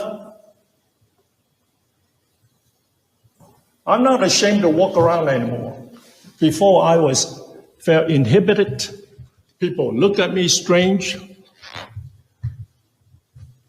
And dare to question me my loyalty to this country. I don't look American enough. Now, last I read the U.S. Constitution, we the people, we are all the same. We are equal. Not this, you are more superior, you are not. We are all the same. We all have, even I have some mindless prejudice sometimes that I caught myself. Oh, I don't like the way you dress, not the same. But prejudice is hate. And that hate, it can be changed. We are human. We need to be kinder, gentler to one another, because we are all the same. We are one human being on this earth. Wow. Damn, Lee Wong came with it. Shit. I know a little That was long, dope. but it's heart stopped. It stopped your heart, and it showed the anguish that in silence that Asians go through. And with him doing 20 years in the service and sustaining those scars because of his active duty and because of his accent and the way he looks, and he, like he said, it's not just Asian. It's alongside with our Black Americans and our Indian Americans and all that. And so for him, it's sad to say, it's sad that he had to come to a point where he had to show his patriotism through his showing people his scars. No, he hit a bar. He said, "Is this patriotism enough? Is this enough patriotism right here?" Enough said. That's a mic drop moment. Enough said. And he said, "For far too long, I put up with shit in silence." And I guess you come to a tipping point where like enough with this stuff. Mm-hmm. I think that's where we are at this point. The Asian American Pacific Islander, the AAPI community, we're just done. We're done putting our heads down. We're done laughing along. We're done, not saying anything when we're being picked on. And you know what? If you aren't done yet, you should damn well be, because shit's got to change. And if you're not part of the change, then you're part of the problem. And I want my kids to never ever have to be at that situation where, oh, where are you from? And when they say, oh, I'm from, the United States. No. Where are you from? I'm from Florida. No. Where are you from? I would never want them to experience that, but, change has got to happen. And I think, like I told Floyd last week, we were silent. We put up with it. So it became kind of like status quo. Oh, you can tease an Asian and you can get away with it. But you know what's crazy, Abby, Kellen, I know we text back and forth a lot because we three of us, think alike in our humor and in our politics and of humanity, and we share stuff between the three that only us three would understand. But one of the things is that going through the comments, because I don't like to troll, but me, Kellen, I like to stir the pot every so often, because sometimes I would be like him. I would be like, you can only be silent for so long. You can only put it off. That's our mentality. That's our cultural thing. As doesn't matter what kind of Asian you are. Whether you're from Southeast, West, whatever, Korean, Japanese, Filipino, the islands, we tend to assimilate. And that's why and I know Kellen would understand that. That's why us Asian Americans don't speak up, because we don't speak up for ourselves. How much more you want us to speak for you or stand by our brothers and sisters of color to stand for something that's right, that affects us all? Does that make sense? So how much more for ourselves if we don't even do it? How much for other people we don't do it for ourselves? 100%. And Yeah, and then you look at the comments. You know who the most angry? I'm generalizing, but I'm if I took a snap picture of every article, every incident, shooting, racial, whatever, even our congressman that went to the fine lady from Georgia bringing tomorrow cookies and brought the military with them. There's a point to that. You know who are the most outspoken and angry? It's not the Asians. It's not the blacks. Right. People have never been to Guam, Right. never left their state, have Right. never been to Oklahoma, town, city, urban. Never been in my neighborhood in San Diego. You know what I'm saying? All these people, like, what are you doing on this trend? What are you doing on this topic that you have to be very outspoken about how I feel? You can't speak for me. You can't Right. speak for my people. You can't speak for my black brothers and sisters. You Mm. can't speak for them, but you're very outspoken how we should feel. And when we speak about our truth, like, you don't understand, and then they're giving us laws and Article 15, you can't use the military and all that, but it's not the point. Who are you to tell me how I'm supposed to feel, Right. right? And so every so often, I would text Kellen and Abby about, do you see this shit? Do you see this shit? But he's right. You come to a point like, dude, we just want to make this world a better place, just like you. We are American enough, Mm-hmm. just like you. A lot of us have served our country, maybe not like you. And who are you to tell me how I should feel, or how I should protest, or who should I support? But it also comes back to you, right? As a Black American, Asian American, if you want things to change, you got to speak up. You got to make a stand. We are just as guilty. Like you said, there are some times that I feel like, I'm about to be, racist to somebody, in my mind or in my head. I don't inadvertently say it, but I catch myself, you just, he's cool, whatever, So it's important to speak up and stand up with all our brothers and sisters, whether they're American citizen, whether they're a minority, whether you be Jewish, you're Catholic, you're Muslim, it's important to say something. And it's to the point where, that is very touching to a lot of people, and it stops people's in their tracks. And but like I said, I can't stand here and tell you how I know how Kellen feels when he walks down to a mall or to a street or being pulled over a police officer. But I have a good idea, because I've seen my brothers and sisters, be in that position, and now we're starting to see it ourselves too, right? Yeah. Anyway, And another thing worth mentioning, and we've talked about this in our little group chat amongst ourselves, but like, not all of the hate crimes that have occurred towards Asian people have been just white people doing it, right? We've seen videos, we've seen reports where it was black people committing these crimes against them. There was Hispanic people. It's been a little bit of everybody, in some of these instances, right? And so I will say that. But what people don't understand is all of that still stems from white supremacy. And people Mm-hmm. are like, wait, how does a black person committing a racist act towards an Asian, how is that white supremacy? Well, it's the same thing that it goes on in black culture in general. Like with black people, there's always the light skin versus dark skin. That's always like a thing. It's a joking type of thing. But where that stemmed from was slave mentality. They used to always say a person who was lighter than a paper sack, like they were more trustworthy, because typically, the master was raping whatever, one of his servants, right? And then she'd have a baby. So now suddenly we're going to keep him in the house, right? So all the lighter Negroes were in the house, and all the dark, they were not trustworthy. They didn't have any black blood in them. Same thing goes on with this stuff too, though. When people are preaching hate towards Asians, and it starts with the white supremacist narrative, right? Mm-hmm. Other groups take on that narrative, right? And they're like, well, yeah, they are right, And even though we're downtrodden and we get treated poorly, some of these people feel like, well, shit, here's something that we have in common: coronavirus. It was started by an Asian person, so every Asian person is suddenly spreading coronavirus, or they're responsible for it, or whatever the case may be. It's that it's so. I have so many words for it, so many things I want to say, but I'm like, it gets me really pissed off and jacked up, and I'm trying not to lose my whole message. But the point is, I do want to say, like, there are going to be people like, well, I've seen videos where it wasn't just white people that were committing these crimes, and that is very true.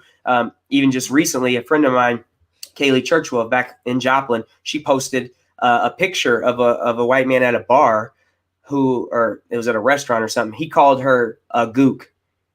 He didn't know her at all. She's a sweet human being, good girl, smart as hell. Like, it doesn't matter if she wasn't any of these things. This man called her out of her name, and I loved what she did. She took it to social media. She took a picture of him, posted it on social media, and told people, what happened. And it's getting shared all over, and what, if anything, comes of it, who knows? But I love the way she approached it, because this is not typical of what she would do. She's not even that type of person that would bring, like you were talking about, bringing that attention and things like that. Normally but she's like, fuck it. I've had enough. You're not going to call me out of my name, And I love that she did that. And I'm glad you saw that, Steve. A number of people have been sharing it, and I hope more people share it, because that's what you got to do. You got to humiliate these people and make them feel stupid for doing what they're doing, and maybe they won't. Some of these people take pride in it. They think it's cool and they can slap fives with their buddies. But guess what? We'll let them know, to every decent human being and every person of good moral character, we'll let them know what type of person you are.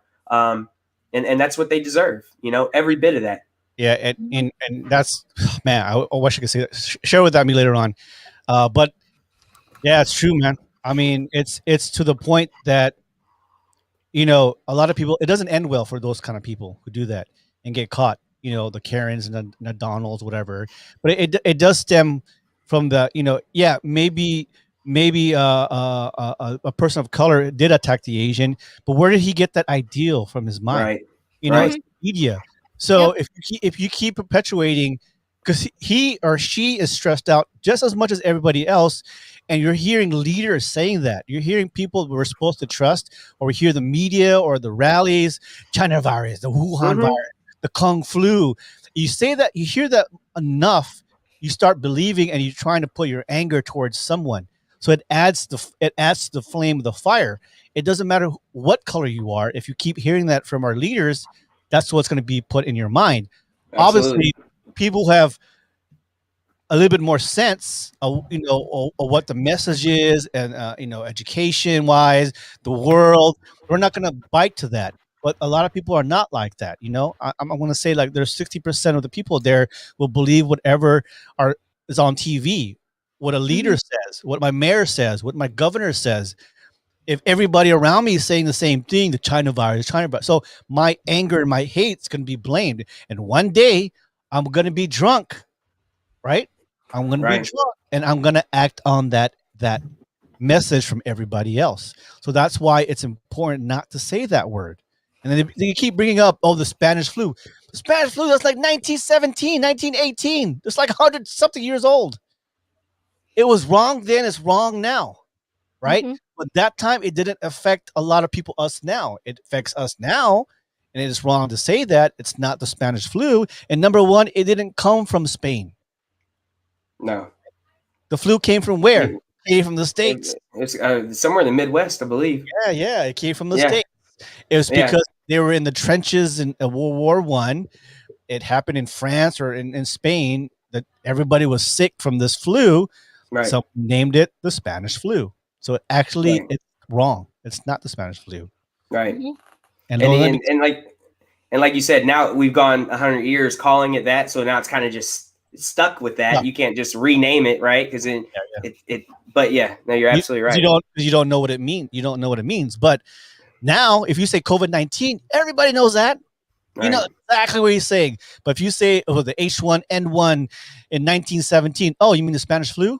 I mean, it's hard to say. So, anyways, with it killing over 500,000 people here, it should be the fucking American flu, because we're the ones that have, done the poorest with it and suffered the most. Yeah. 100 years ago, I don't know, man. We evolved. We think that we evolved that shit, but it's. I'm telling you, words, guys. Right? We all know words matter.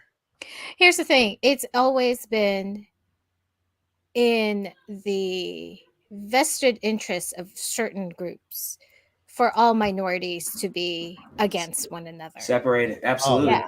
So it's always like Why do you think Asians are like, oh, model minority? Bullshit.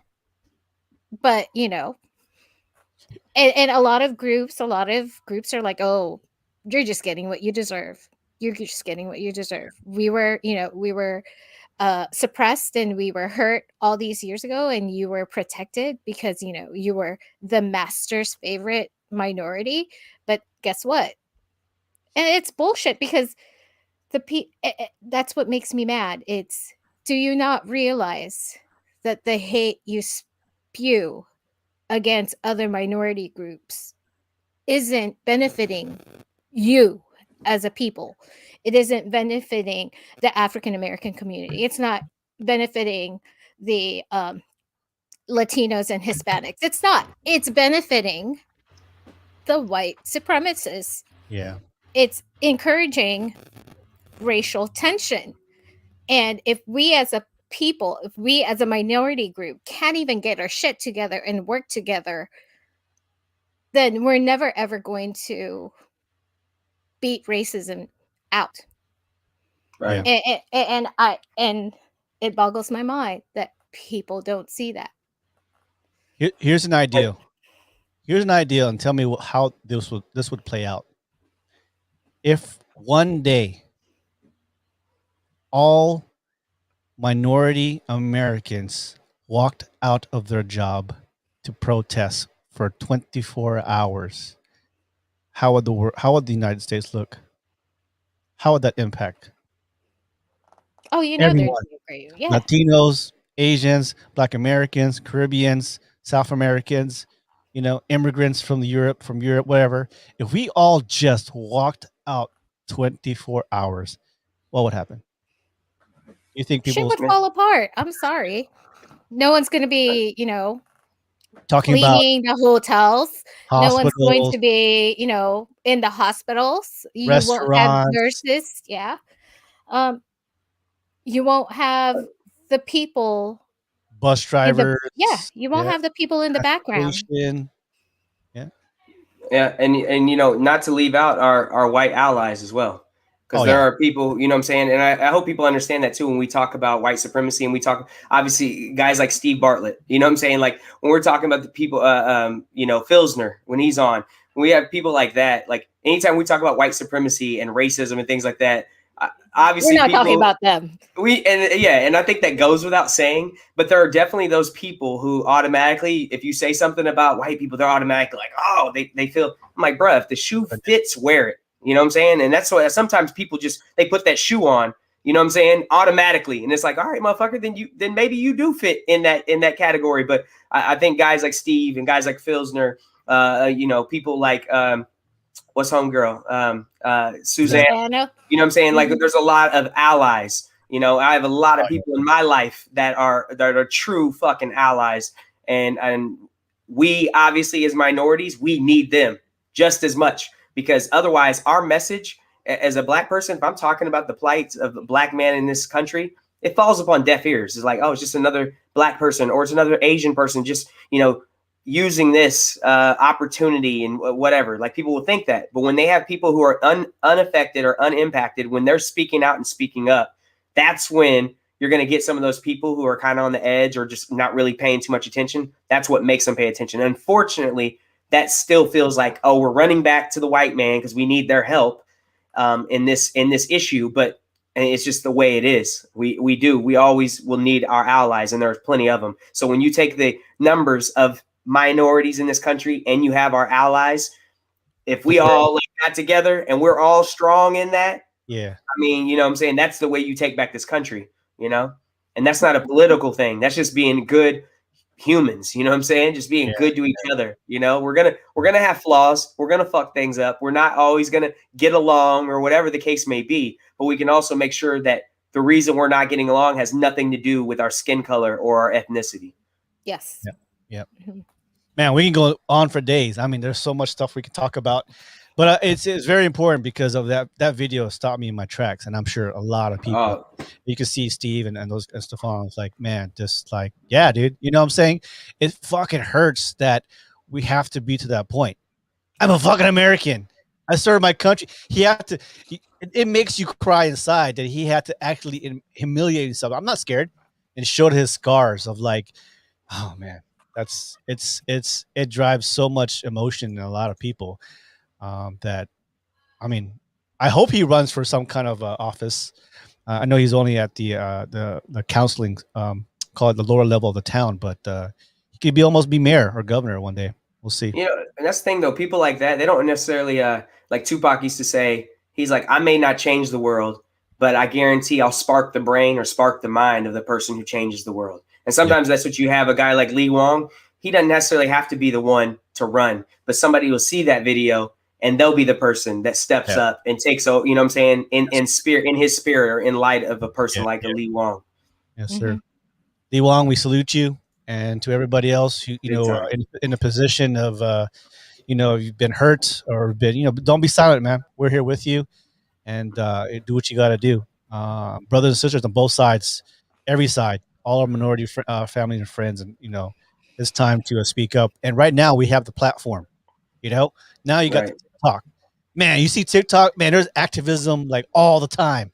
I love it. I always go there all the time just to look for that stuff. And my algorithm is mostly of people, talk about racial and against Trump and all that. And so I don't like speaking about him because I want to be out of my mind right now. I don't post shit about him, but if I have to, I'll speak about it. All right. Kellen, are you ready? Let's get it. Get back to Give Me 5 with KC. Hell yeah.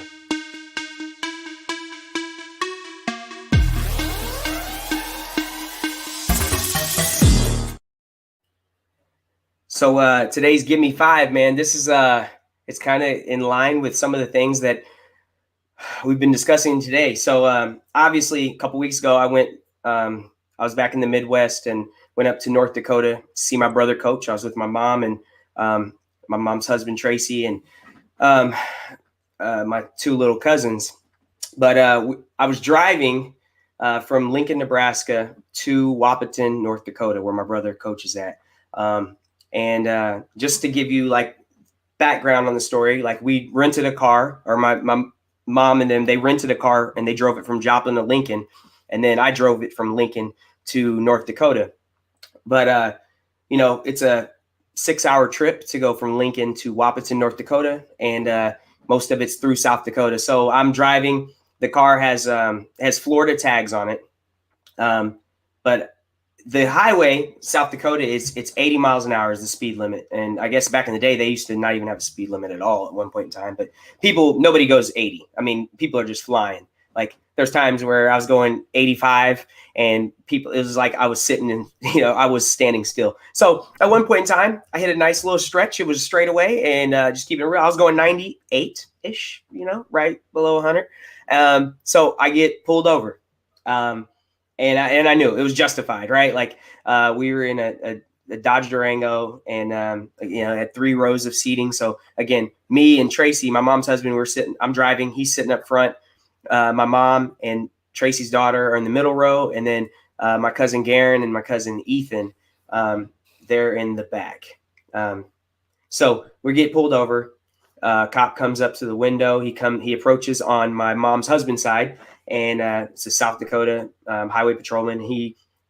Tracy had already started getting his stuff out to hand him his paperwork. And because typically when we get pulled over, they usually want everybody's ID in the vehicle. That's kind of been when I'm in the car. That's always been a case. Like they ask for everybody's ID, even though only one person's getting pulled over, the driver. But so Tracy starts pulling his stuff out. The cop's like, nope, I don't need yours. I just need the driver. So I'm like, okay, that's cool. At least he's not doing what we typically have to go through. So I give him my information. He's like, why are you driving so fast? I was like, hey, my brother's got a basketball game today. And we're going, we're headed to the game. I'm not trying to miss it. We have this 6-hour drive. We had about an hour left before the drive was up. We were almost to North Dakota. And he's like, okay. And then he's like, you guys got any drugs or weapons in the car? And my mom's husband, he has a concealed carry. He was in the Army for 27, 28 years, retired Army. He has concealed weapons. And he's like, I have a pistol. I have my, concealed license or whatever. And he's like, where's the pistol? And I think he might say it's on his person or whatever. And he's like, all right, well, make sure you don't reach or anything. And then he's like, driver, you go ahead and step out of the car. And so I get out of the car and he tells me he wants me to go sit in the front seat. So I sit in the front seat. He comes and he sits down. And again, I've probably been pulled over more than 20 times, less than 30 times in my life. And I've been pulled out of the vehicle probably half of those times. So this was like nothing new. What was new was having to sit in the front seat. I've never been told like get in the front seat of the car. And mind you, I don't have any type of record. I don't, have anything crazy on my shit. I've had like 2 speeding tickets in my life. I got DWI when I was 21 years old, but obviously that's not even on my record anymore because that was a long time ago. But other than that, yeah, I don't have anything crazy that would have officers pull me out of my vehicle like they like to do. So anyway, I'm sitting in the front seat.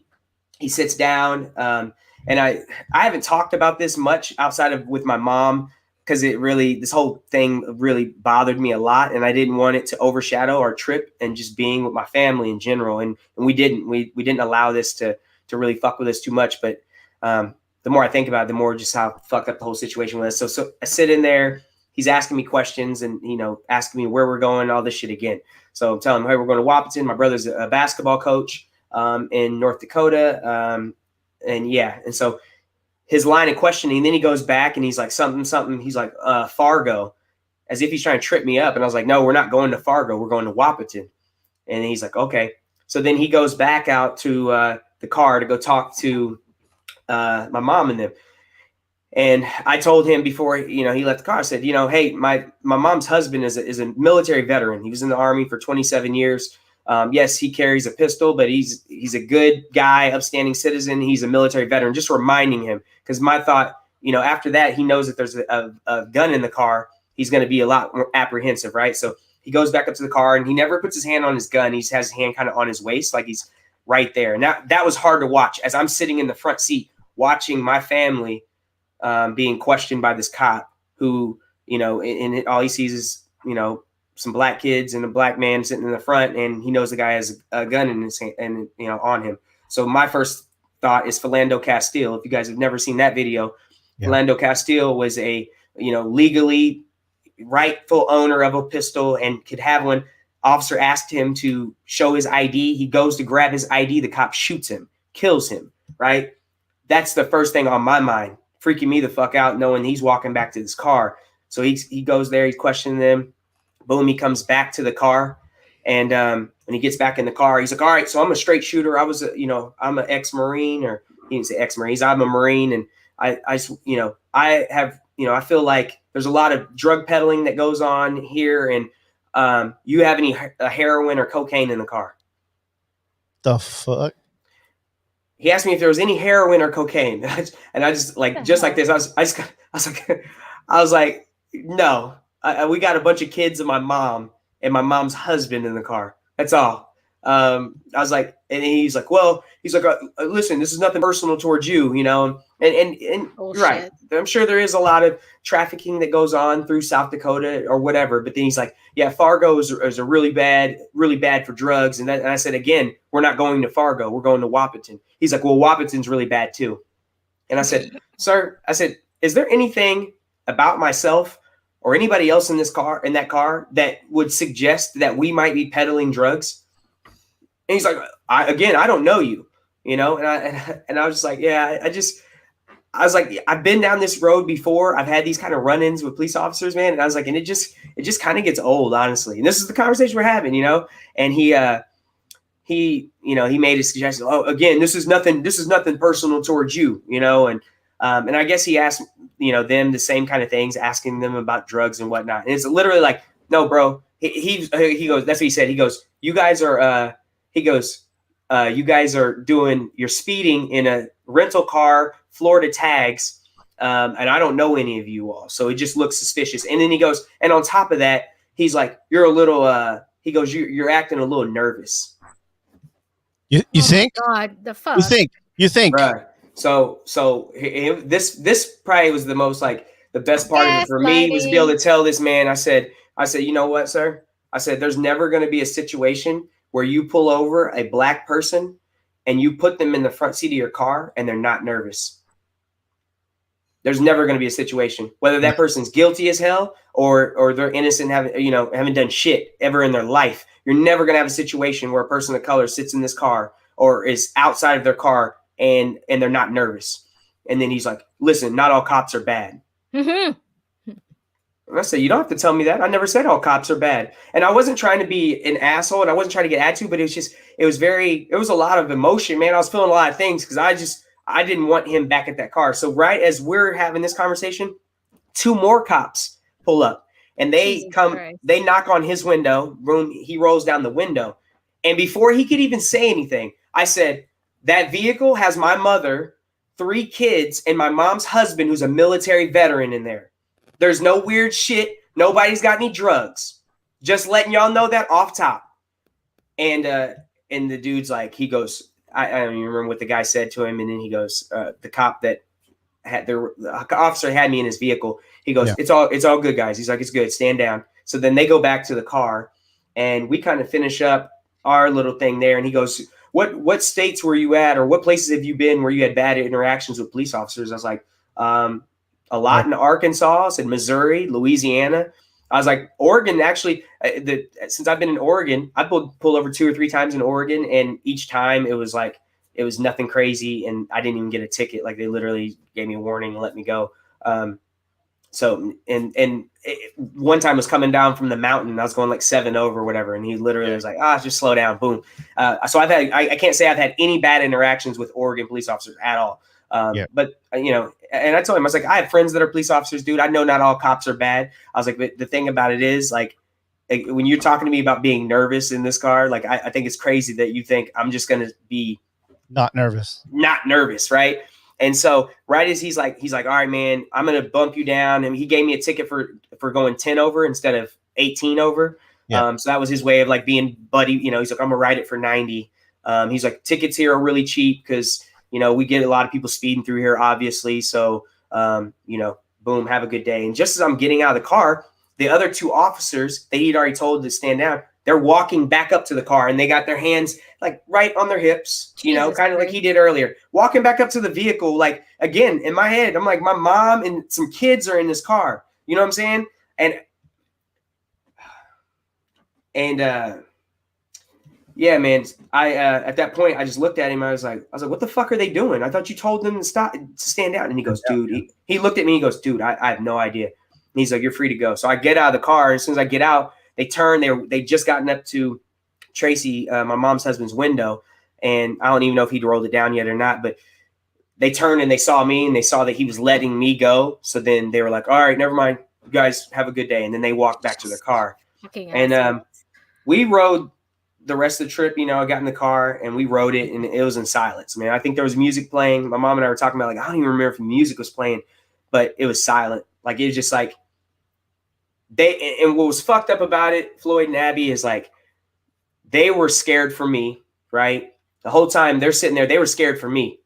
I knew in my mind, I was like, oh, I know my mom is shook. Like, cause they're like, oh, you're in that car with that cop. If something happens to Kellen, we can't hear anything. We don't know what happens. And it'll be just like anything else. It'd be his word against mine.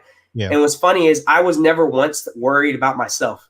When they separated us, I was worried for them because I knew that they knew that my mom's husband was carrying a weapon. And all I could think of was Philando Castile. And I was thinking, if they're going to shoot into that car and they could fuck around, not only would they be wrong in shooting him, who legally owns this weapon, told them about it, right? If he had malicious intent, he wouldn't be telling them that he had a gun on him, right? So I'm thinking about that. So if they shot him, but they could hit my mother, they could hit one of my little cousins. And that shit was fucking me up the whole time. And I told him, I was talking to my mom about it afterwards, and I was just like, at one point in time, I was like, I just kept picturing the worst shit, obviously. And I was like, man, if they do anything, I will die here today. Like, I will fucking die here today. They are going to have to kill me. If they even think about doing something to somebody in that car, if they thought about, man, and that was the first time. I've had plenty of encounters with police officers where I was nervous and shit, but that was the first time where I was just like, no, I'm going to act. If something like, if they do anything remotely wrong, like him pulling me out of the car, I was okay with. I was the speeding one, boom, boom, boom. But if it would have been anything towards any of those people, it was not a good feeling, man. It was a sinking feeling in my stomach because I was just like, man, if anything happens, this is all my fault. Like I shouldn't have been speeding.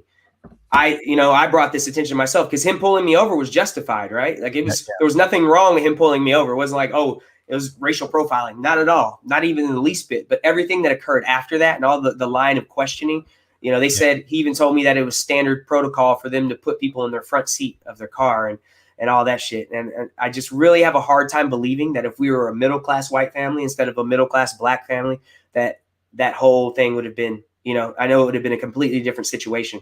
Like the fact that these black people were traveling through South Dakota to drive to North Dakota to go watch their, brother, son, cousin, coach basketball just seemed unprecedented. And they're like, there's got to be more to it, and it's just sad, man. Like it'd been a while since I had an incident like that. And then it was just sad. I was just hoping that, we get pulled over, I get the fucking ticket, even if it was 20 over or whatever the case may be, or 18 over. And then that was going to be the end of it, but of course there was more, and just the terror that my mother and my little cousins and everybody had to go through as they were worrying about me and I'm worrying about them, man. I wouldn't wish that on anybody, bro. I wouldn't wish that on anybody. And I didn't know if I wanted to talk about it because, again, I know there's a lot of people, everybody's got so many different stories and people have way worse stories. They have way worse things, right? Like I ended up with a fucking ticket. Everybody went home. We're good, right? So who am I to sit here and complain about it when there's other people that had their lives taken in similar situations? But just letting people know, man, this shit is real and it's still occurring. And it literally, we could have been one bad comment or bad day away from something really bad happening because those officers were on guard, like heavily. And it was like, they're itching for something. Itching. They were itching. And it was weird because it was like, there was nothing about us that was remotely threatening. Even my mom's husband, who he has a whatever, he's like a nice fucking guy. He's a fucking teddy bear. You know what I'm saying? And so you see that it's not like you have to knock down his walls to get to that. Like he's just a nice dude. And so when they make us out to be these threatening characters or potential drug pushers, and we got kids in the car and shit, and it's a trip, man. So that was today's Give Me 5, bro. I don't know. I hope you took something from it. Maybe you took nothing, but I just thought I would share that. So thanks for listening. All right. Well, thanks, Kellen, for sharing, man. I know that, man, I can't imagine. But I can feel at that moment. Yeah. At that moment. Yeah. Like I wouldn't say I would give some kind of an attitude, but it's hard not to have that, like, that I'd have been recording shit. Snarkiness, right? Like, why are you asking me? What are you asking? And you said, like, there's nothing about you or about your family or the situation that would make them think that they're carrying drugs or that you guys are dangerous. The only thing that they think in their mind is justification is the color of your skin. Yep. Right. What kind of fucking drug dealers would we'd be the worst drug dealers on earth? Black people, a fucking vehicle full of black people, Florida plates, doing almost 100 miles an hour, and we got a car full of fucking drugs? Are you kidding me? Exactly. Like, come on, bro. Yeah. Like, come on, man. And he told me at one point in time, I can tell you're a smart guy. I can tell you're a smart guy. That's what he said to me. And gaslighting for me. Yeah, he did. He's like, I can tell you're a smart guy. And I said, so if you can tell I'm a smart guy, then you would know that I wouldn't do 98 miles an hour with a fucking car full of drugs. Aaron, like what the fuck? Are you kidding me? And with kids in the car, and heroin, and like, Abby, holy fuck. He said heroin and cocaine. He asked about heroin and cocaine. And Abby, when you talk about the recording, so my mom, she got like a 27-minute video when we first got pulled over. But here's the thing: in the fucking video, my mom it's just like this. You can hear the initial interactions. She was scared. She was scared that the cop might think that she has a fucking weapon, and she didn't want to get shot. So that was the part right there. We can't record. My little cousins, you know what I'm saying? They're always on their fucking phones and shit. Nobody wanted to raise up anything and have this cop wonder what the fuck is being raised up and potentially be shot for it. That's another type of fear that people don't understand that we actually deal with because we've seen it. time and time again.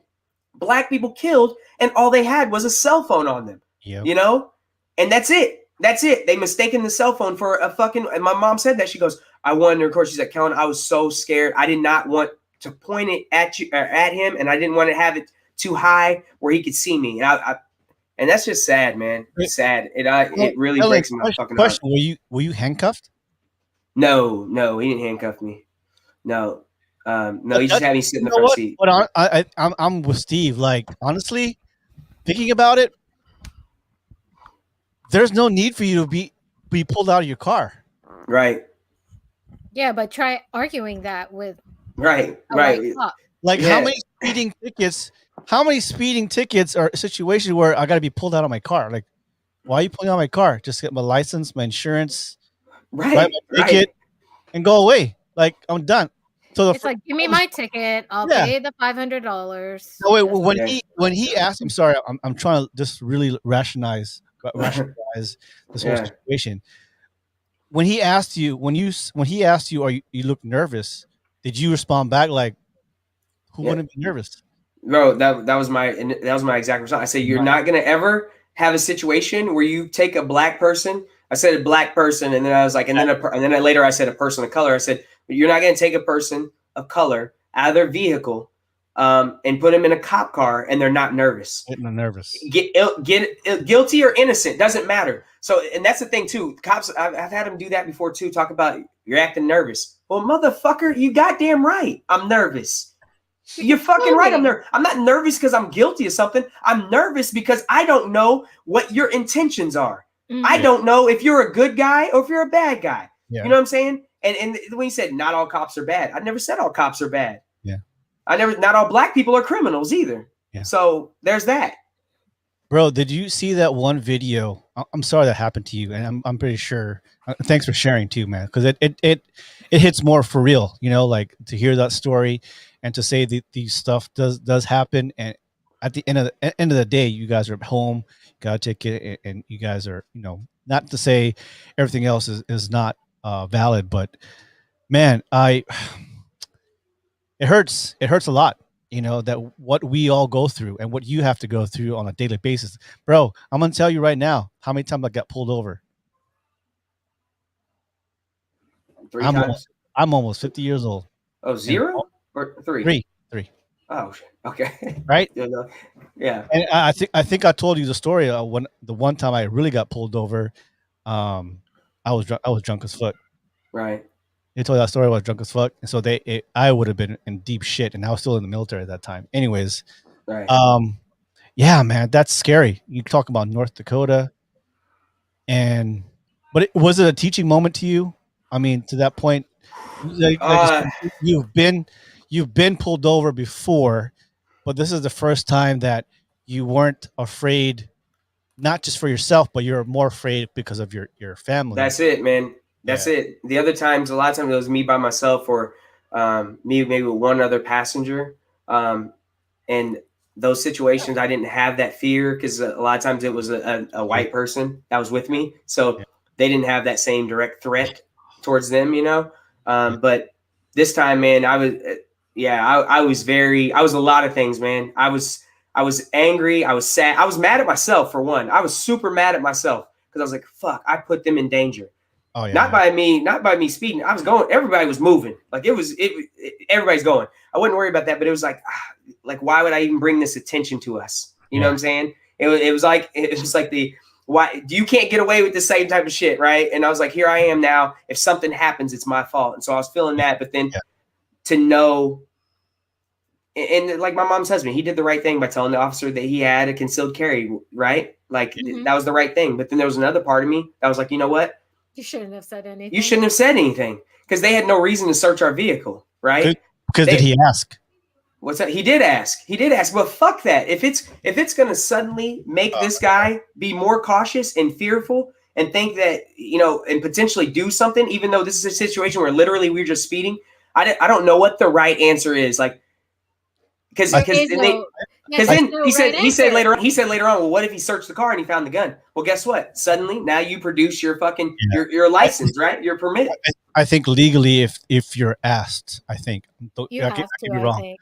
Yeah, but Yeah, it could, because that could be held against you. Because I asked you, sir, yeah, are but you do you have any weapons? And then but by law, I think you should supposed to say but yes, get concealed weapon. I completely get that. But also, when you are in a state of fear and panic, sometimes you forget things. You Oh, yeah. know, sometimes you don't remember things. You know, and sometimes out of fear and safety, I could forget that. He's concealed. And I'm Yeah. not telling people to break the law. I'm not telling any which way, but I'm gonna tell you right now, I didn't like the way that situation went after Yeah. that moment. And it would have been better off because there was no reason for him to have to search our vehicle in the first place, right? Yeah. There was no probable cause. It wasn't like we rolled down the window and fucking weeds just going out the motherfucker, or he walks up to the car and we got lines of coke on our fucking lip. You know what I'm saying? Like there was no reason, there was no probable cause. Literally, it was just speeding, period. You know, and It's fucking crazy, man. Like, yeah, man. who would ever ask you, like, do you have heroin and cocaine? Heroin? Heroin and cocaine. I was like, that's a hell of a combination. It's a hell of a combination to ask me. Do I have heroin and cocaine? Like the hardest fucking drugs in the fucking world. What put you off that you think that I may be carrying heroin or fucking crack or cocaine? Right. Nothing. It's just the fact that Right? Wouldn't Yeah. I mean? I'd be the same way. Like the fuck? No. That's what I said. I said, is there anything about me or anybody else in that vehicle that would make you think that we fucking be peddling drugs? Yeah. Like, I mean, what? That's very specific. Yeah. So, sir, what conclusion or what tipped you off that I may have a possibility of fucking carrying heroin or crack cocaine? Yeah. He did ask me too. He's like, have you ever done drugs in your life? Before he told me about the asked me about the weed and all that shit, the cocaine and all that shit. He asked me, he's like, have you ever done drugs in your life? And I was like, in nope. your life? Like, yeah, that's what he said, in my life. Like, nope. And do you realize, like any answer that I give him at that point in time is just going to give him the probable cause. If I said in there, oh yeah, I've smoked weed before. I smoked weed in college or something, you know, if I were to say that, you know what I'm saying? I feel like that would have given him the ammo he needed. Well, you've done drugs before, so I think I need to search your vehicle. Search your vehicle. Right. You know, to be, you know what's, and you probably agree with me. You know what saved you? What saved you? What's that? I'm a military veteran. No, he saw that. It's on my ID. Well, for both of you guys, it took a notch down. Like, you know what I'm saying? Yeah. But I'm still gonna fish. I'm still gonna fish. I'm already stuck at this moment. You know, so he's probably just as nervous. Like, fuck, these motherfuckers are veterans. If something fucking would have happened, my career is done. You know, but he still had the great of asking you to fuck you up heroin, you got cracked. Like, what the fuck? Oh yeah. Even with because that was the thing too. He used that initially. He asked me about what branch I was in and where I was stationed or whatever, and he tried. Oh yeah, I was over in Japan too. I was in Iwakuni. I was like, oh cool, yeah. You know, he was a Marine, so he was down at Iwakuni, and obviously we knew that part of it. But yeah, and Steve's right. He was trying to trip me up. That's why he asked me the same questions like 2 or 3 times. This went on for 30, 45 minutes or so. It was that's crazy. It was a while. So he was definitely trying to trip me up and see if anything in our story slipped up. And that's what he said too when he came back from the vehicle after he talked to my mom and them. He goes, well, your stories all match up. I said, the stories match up because there's nothing to lie about. Yeah. Like literally just speeding, bro. It was a lot, man. And I wish white people in particular would understand what that feels like, especially when it's like, it's not just a one-off. Like, this isn't the first time I've had that happen. This isn't, you know what I'm saying? Like, this isn't the second or third time, you know? And I have many friends who can attest to it, who've been there, who've been a party to it. So it's amazing, man. It's amazing. And I'm nothing. Yeah. Yeah. We're glad that you and your family came back, at the end of the deal, and but the bad part is that you went through that emotional. So we're really sorry that you have to go through that. Still haunt you to this day. The what ifs, you know, it's oh man, it's so crazy that we still have to go through. What year is this again? 2021. Mm-hmm. Feels like 1950s sometimes. 1950s sometimes. You talk about North Dakota, South Dakota. down south, Arkansas, Louisiana. I mean, Oh yeah. pockets of places where like there's 500 people, and so happen. Then again, it's like, hey guys, the moral of the story is be on your toes, situational awareness. Words matter, Right. and when you go to these places, unfortunately, don't speed, man. Right.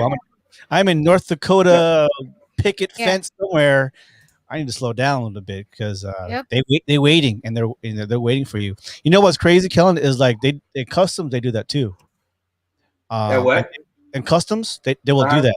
Hi, how are you, sir? How are you? Where are you coming from? Are you in the Air Force? Yes, sir. Oh, Yokota? Yeah. Is that an Army base? No, it's an Air Force base. Oh, okay. Right. They do that. They do. Yeah. Yeah. Because Guam, Japan to Guam, there's a lot of drugs. Sorry, Guam, I love you, but there's a lot of drugs going to Guam. So they ask you all the time, whether you're military or not.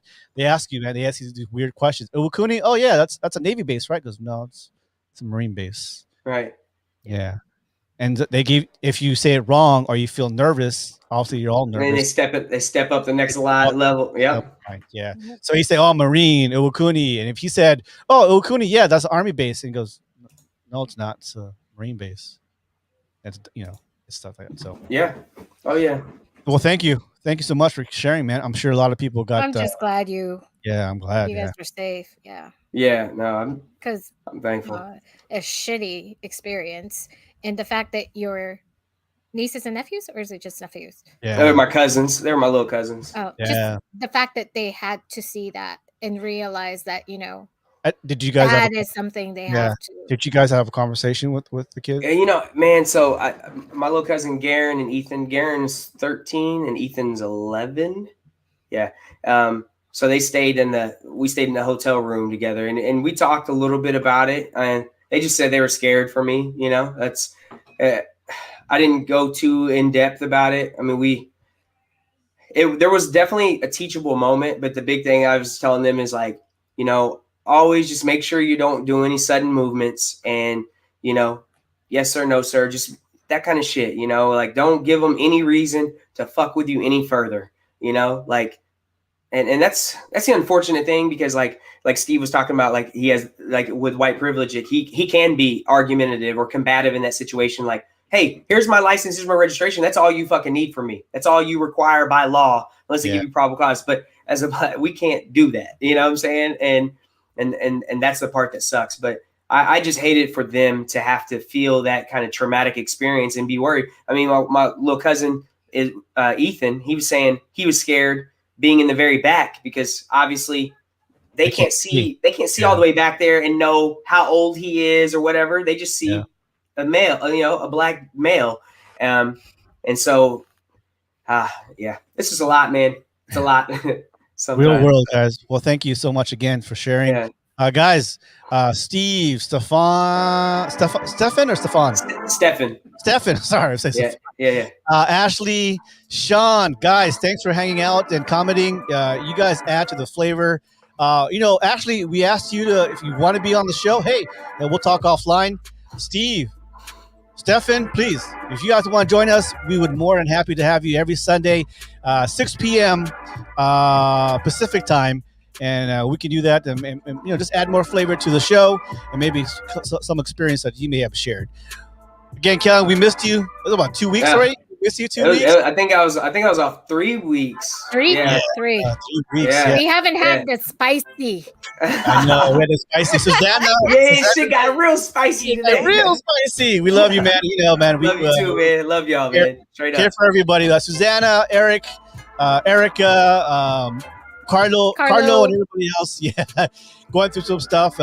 Busy at school and spring break, but we'll catch everybody soon in the next couple of weeks when everybody's on board. But we'll be adding some new flavors, some new people on the show, so stay tuned for that. All right, guys, this is Highway 54. My name is DJ Kid Mango. We've got Kellen in the house and Abby. Happy Sunday, happy March. See you guys in April. Night. Take care.